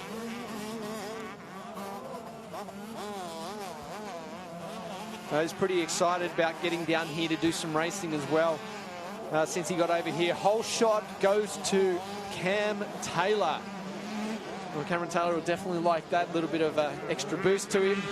Now, we can see on our lap scoring here that we've got Jack Simpson's crossed the line in first place, so he's made a pass back in front of Cameron Taylor, and he currently leads. He's dropped himself a 145 in that first lap. Back to Cameron Taylor, Josh McLean back there in third place, Elijah Weesey, the South Australian, in fourth, and Sleets back there in fifth place. You know, I thought I saw Long up there, but maybe I saw the wrong thing at the moment. But have a look at our leader. Looks very comfortable on that bike. These bikes will be working really hard in that deep sand at the moment. They sound fantastic, though, don't they? Well, you have a look at the lead that Jack Simpson's got already in this first lap over Cameron Taylor. That is mind-blowing in such a short period of time. 5 seconds. Taylor's got a 1 second gap there over McLean. Well, Long came across almost 14th. Wow. I'm sure we saw him up the front there, but it's a bit of a fun ride for all of these guys as well. It's always competitive when they get out on the track. Cameron Taylor, always extremely competitive when he's on the track. And I know he'd be up there trying to push for this win, but at the moment, with the way Simpson is riding, he's just checked out. Good pass here in third place between these two riders. 82 Weiss has moved himself up into third place in front of McLean, so good run there on the, looks like a Yamaha, is it, in front of the Husqvarna? Yeah, he's on the OTMX Yamaha machine out of Adelaide in South Australia. Great young rider, had a good future. He does a little bit of coaching now and still gets to ride along with working a full-time job. But Jack Simpson, he's looking clean as a whistle out the head of the pack. I'm liking the colour combination here with the gear, the little bit of yellow going on, and with that red, the gas machine, she's looking mighty fine out there at the head of the pack. Did you notice the left foot there, stabbing down the gears, trying to get it into the right gear? The first thing you do when you get back onto one of these little bikes is try and go through a corner in a gear that is just way, way too high. You stab it down 2 gears and then you realise where you're meant to be. Yeah. You give it 1 or 2 dabs of the clutch and realise, no, this clutch is not going to help to try to... We're not on a 450 anymore. I mean, it was only a handful of years ago, you and I went over for a bike review over in Italy, in Rome, and we had to ride 450, 150, 125, 250. We had to ride everything, and getting on those little 125s, I tell you, I've got to take my hat off to these guys. I believe even as a 15-year-old, when I was a junior, I was still too heavy for one of these things, weighing in at about 78 kilos. So I really don't know how they managed to do it, but my hat's off to them. Keep pushing is the signal for Elijah Weiss as he went past the mechanics area there. Good little battle still continuing between these two. It's certainly not over between them. no one's decided that that's where they're going to settle in for this. It's 15 minutes plus a lap this race. We are 10 minutes to go, so there's still plenty of time to work out these battles. But Elijah Weiss on the 82 commands that third place at the moment. Unable to make that jump, or a little hard landing there for the 60 machine of Joshua McLean. I tell you, the track does, it's going through the stage. It looks good again. It doesn't look wet anymore. Yeah, we're going full circle once again. I want to just quickly point out here the differences in lap time. Jack Simpson in an absolute league of his own with a 2:02 with his last lap time, a 2:06 for Cameron Taylor, 2:08 for Josh McLean, and a 2:07 for Elijah Weiss. And further back, once again, a 2:08 for Mike Sleater. I thought Sleater might have been a little bit faster up towards, maybe not quite Jack Simpson's pace, but certainly around Cameron Taylor's pace. He's an ex-gun rider from over in America. There is Cameron Taylor on the 18 machine. We've seen plenty of years for Taylor to be riding these 125s. Oh, and I tell you what, he would have done a few laps around this Wonthaggi circuit. Oh, certainly he would have. No stranger to this circuit at all. Cameron Taylor, the 18 machine, up and over the finish line once again. Still very comfortable and smooth on the bike, isn't he? Oh, was that our lead rider that just went down? No. No, it was not colourful enough, I don't think. And how about that? A rider the calibre of Cameron Taylor to not be jumping that step-up jump is really saying something. Yep. Now, I'm not sure if that's just purely a horsepower thing or the fact of how rough it must be getting coming up to that jump. Yeah, I think it's the roughness and the ruts that are leading up to it. What a shot it is here right now. Nice and low, right behind the mechanics area. This is where all the riders receive their information as to what's going on the track. Interesting lines too. Look at that. Right on the left. There is Sleets, was it? Yep. Sleets up the outside on that smooth line. Having to work for it. Oh. It's gone around the outside. Now these two lines are going to come together, and that's proven to be a good line. Managed to make his way through. He loves the outside lines. Loves the outsides. Making him work, though. Let's see if he runs outside in this one as well. Oh. Oh, yep. Jumped out of the, at least jumped out of the inside line. And no matter when you get onto a little bike like this, yeah, you've got to work a lot harder, but there's so much fun. You know, we're so used to 450s, big power, big weights, you know, really have to work for it. But then these things, you've got to ride them hard, but they're so fun. Yeah, so fun. They're a lot of fun, and they sound good. There's so many die-hard two-stroke fans out there.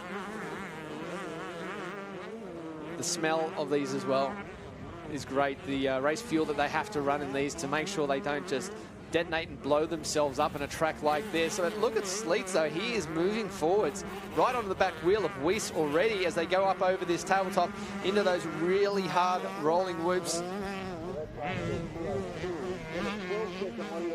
It's good to see in that last lap, Cameron Taylor just lowered his lap time just that little bit down to a 2:05. So still nowhere near the pace of Jack Simpson, who continues his run of 2:02s. And there's McLean there on the 60, but look who's joined the party again. Obviously, he's had a crash in that first lap because he is back up there. The 13 machine, I wasn't mistaken. Dylan Long is now right on the back wheel of McLean as Sleets makes his pass. He is up there. And actually, no, sorry, he's dropped back a bit. Wow. So a small mistake. So a good little battle about to develop right here. The 125 machines. That's just proving how difficult it is. You don't really get much of a better jumper than Dylan Long, but we're starting to see a nice little battle start to develop their way through here. I'm liking the camera work here too. You know, getting in behind the tyres and then zooming out and checking out the riders there. Have a look at the battle we got going on. Dylan Long trying to thread the needle here between McLean and Sleater. Oh, the boys coming together. An off-the-track excursion, but holds it wedged. Oh, this is a great little battle. Four riders all really going for it. Dylan Long's just around the outside, and he's moved up yet another place, so he puts himself into third. Oh, in there, he's going to need a lawyer for that case. That was massive. Well, Sleets a little tap there of the handlebars. So the last thing you want to do is tangle up some handlebars as we go. Have another look at this. Sleet around the outside. Long was trying to thread the needle, but off the track. Absolutely no room left for Mike Sleater right there. that doesn't miss a beat and just keeps that throttle all the way And to it's the stopper. still going. Oh, great battle ride here. And so now we see Wise is dropped back a couple. McLean's moved up a couple. Now, unfortunately for Sleater, he's been caught up in this battle royale with McLean, and that's allowed Dylan Long to stretch the lead out a little bit. So really needs to try to get past McLean and see if he can jump on the back there of Dylan Long and try to get back into the mix. Can you believe it? Jack Simpson has dropped himself at 2:01, ladies and gentlemen. Fastest lap of the race so far, while Cameron Taylor's dropped down to a 2:07. So 6 seconds in one lap, and we find a 21-second gap between first and second place now. Well, there is a 4-second difference between second and third. So Cameron Taylor, before this race is out, is going to have some more pressure put on him by Dylan Long, by the looks of it. Well, let's hope. I've seen Dylan Long, who's been doing a bit of couch time recently, and he's been putting a few social media posts up. One in particular of the dad bod that he's currently running at the moment, and it got a number of comments under there saying, yay, you know, out there repping it for the rest of us with the dad bod. So I think what he's potentially trying to do is to just show what you can do on a 125. I think he also put a picture of the scales up that he's running at about 87, 88 kilo. Now, anyone that knows Longy from back in his day of racing professionally knows that his body type and his rig probably shouldn't be running up in the high 80s. So let's see what he can do here. If he can keep these lap times going on, it's only a couple of seconds a lap off the pace of Jack Simpson. Yeah, it would be interesting to see if he could have managed to stay upright in that first lap. Definitely could have challenged for the lead for early part of the race at least. As these guys have 3 minutes left in this one to go. And I know there'll be a couple of guys out there that'll be really, really excited to see that last lap board. Yeah, the track's getting to that time of the day where, you know, it's getting rougher and rougher, deeper, and the rain has done its thing. It's made it nice and soft. I know they didn't rip it as deep as they wanted to because of the pending rain and the hail and everything that we got, but it's still turned into an incredible track. So these guys on the 125, you got to remember, they're not one of the 3 championship events, the MX3, MX2, MX1. They're basically a ring-in. This is a support race. They're not going to do all the rounds. So most of these guys are working midweek. They've just gone and been presented with one of the gnarliest tracks that you're going to come across in the Motocross Championships this year. Well, Sweaty having another issue out on the track there, just trying to navigate through these ruts. Yes, it's really difficult.